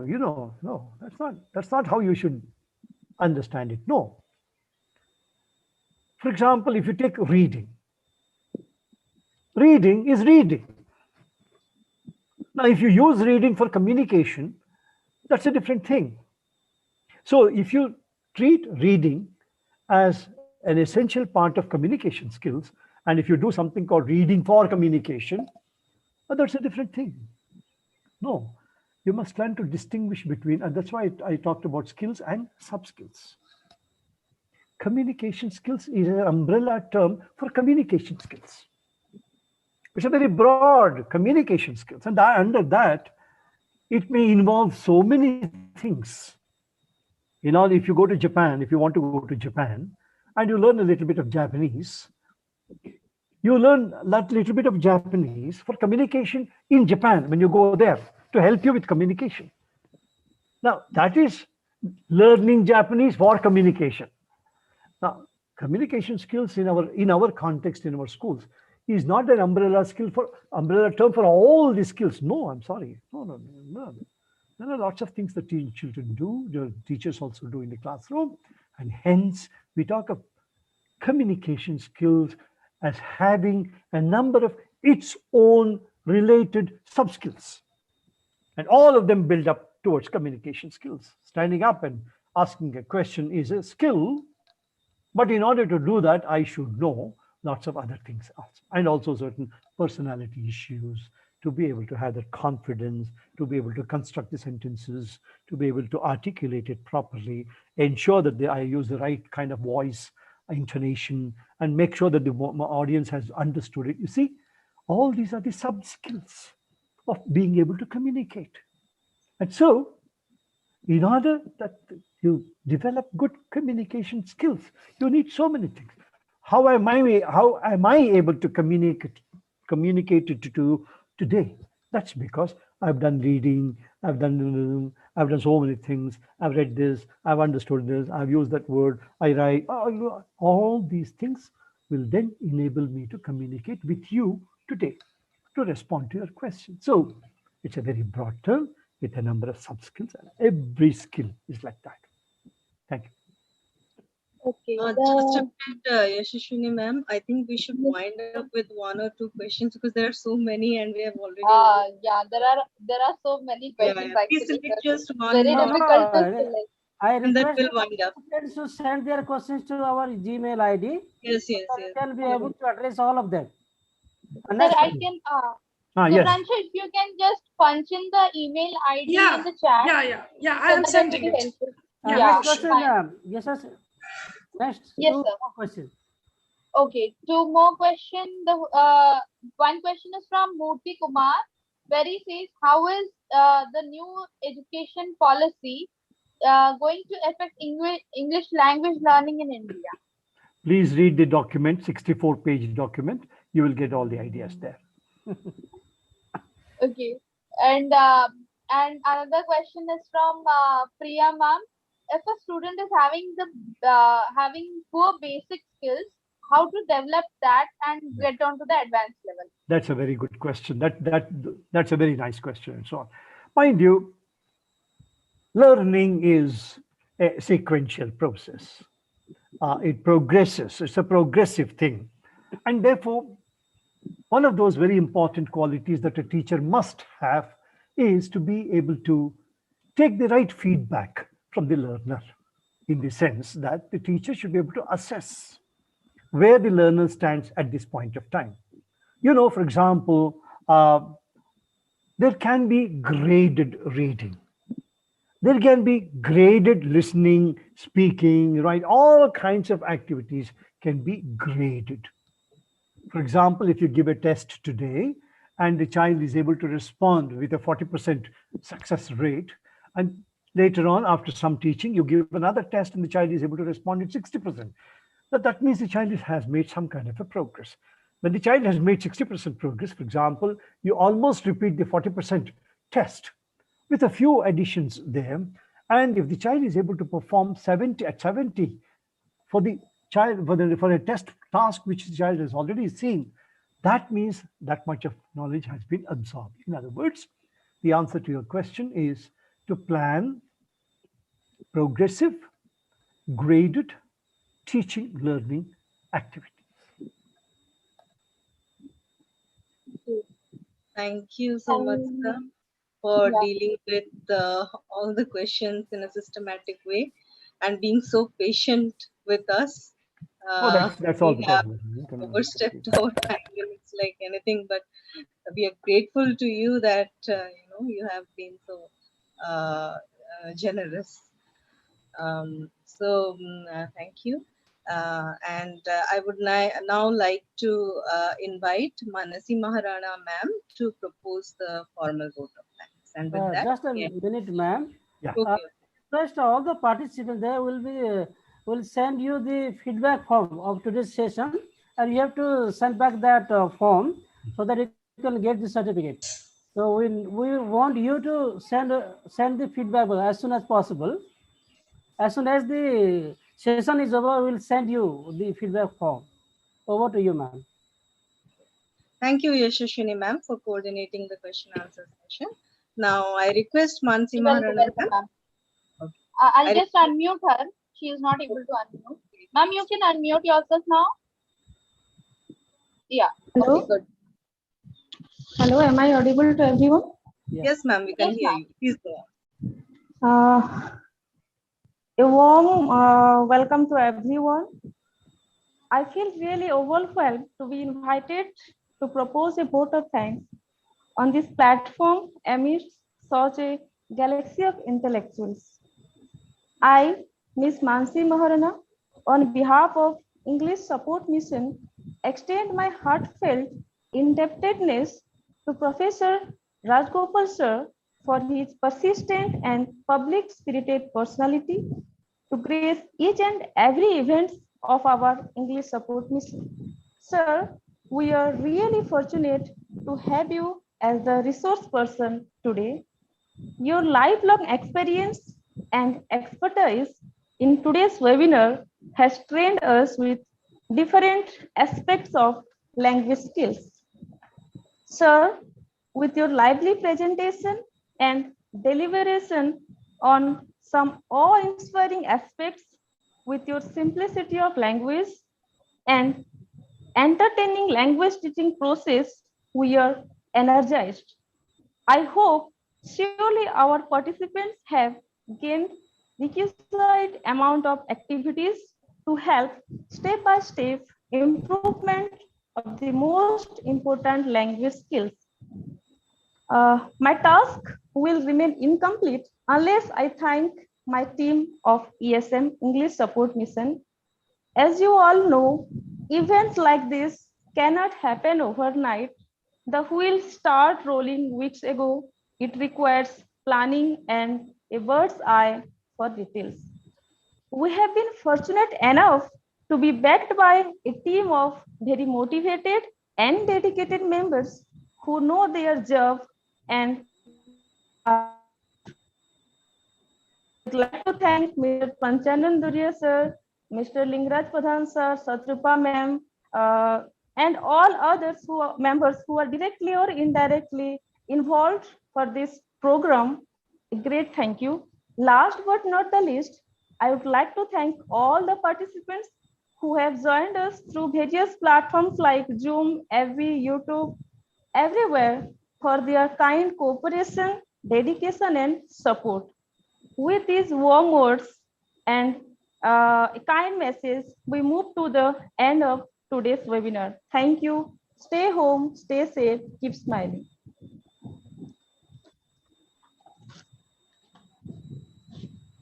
Okay, so I declare the today's session over.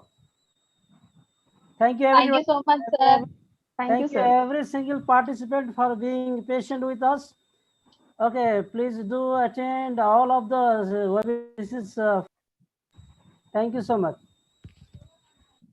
Thank you, everybody. Thank you. It was really lovely coordination. Thank you. Thank you, everybody.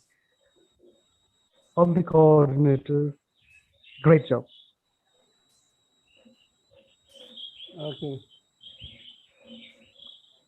Pancha sir, should we leave the meeting now? Rajgopal sir left, I think. Yes, he left. He left. He has left, sir. The host. He's calling me. He's calling me. Wind Wait. up. Great. Huh, sir? Oh my God. Okay. It's okay, sir. All right, sir. Thank you so much, sir. Okay, sir. Thank you, sir. His internet is gone. Okay, thank you, everybody, once again. Thank you. Namaste. Sir, thank you so much, sir. Okay, let's leave. Let's leave. Thank you. Nishant sir can wind up the meeting. Nishant sir, you're there. We can leave automatically. It will be closed, I think.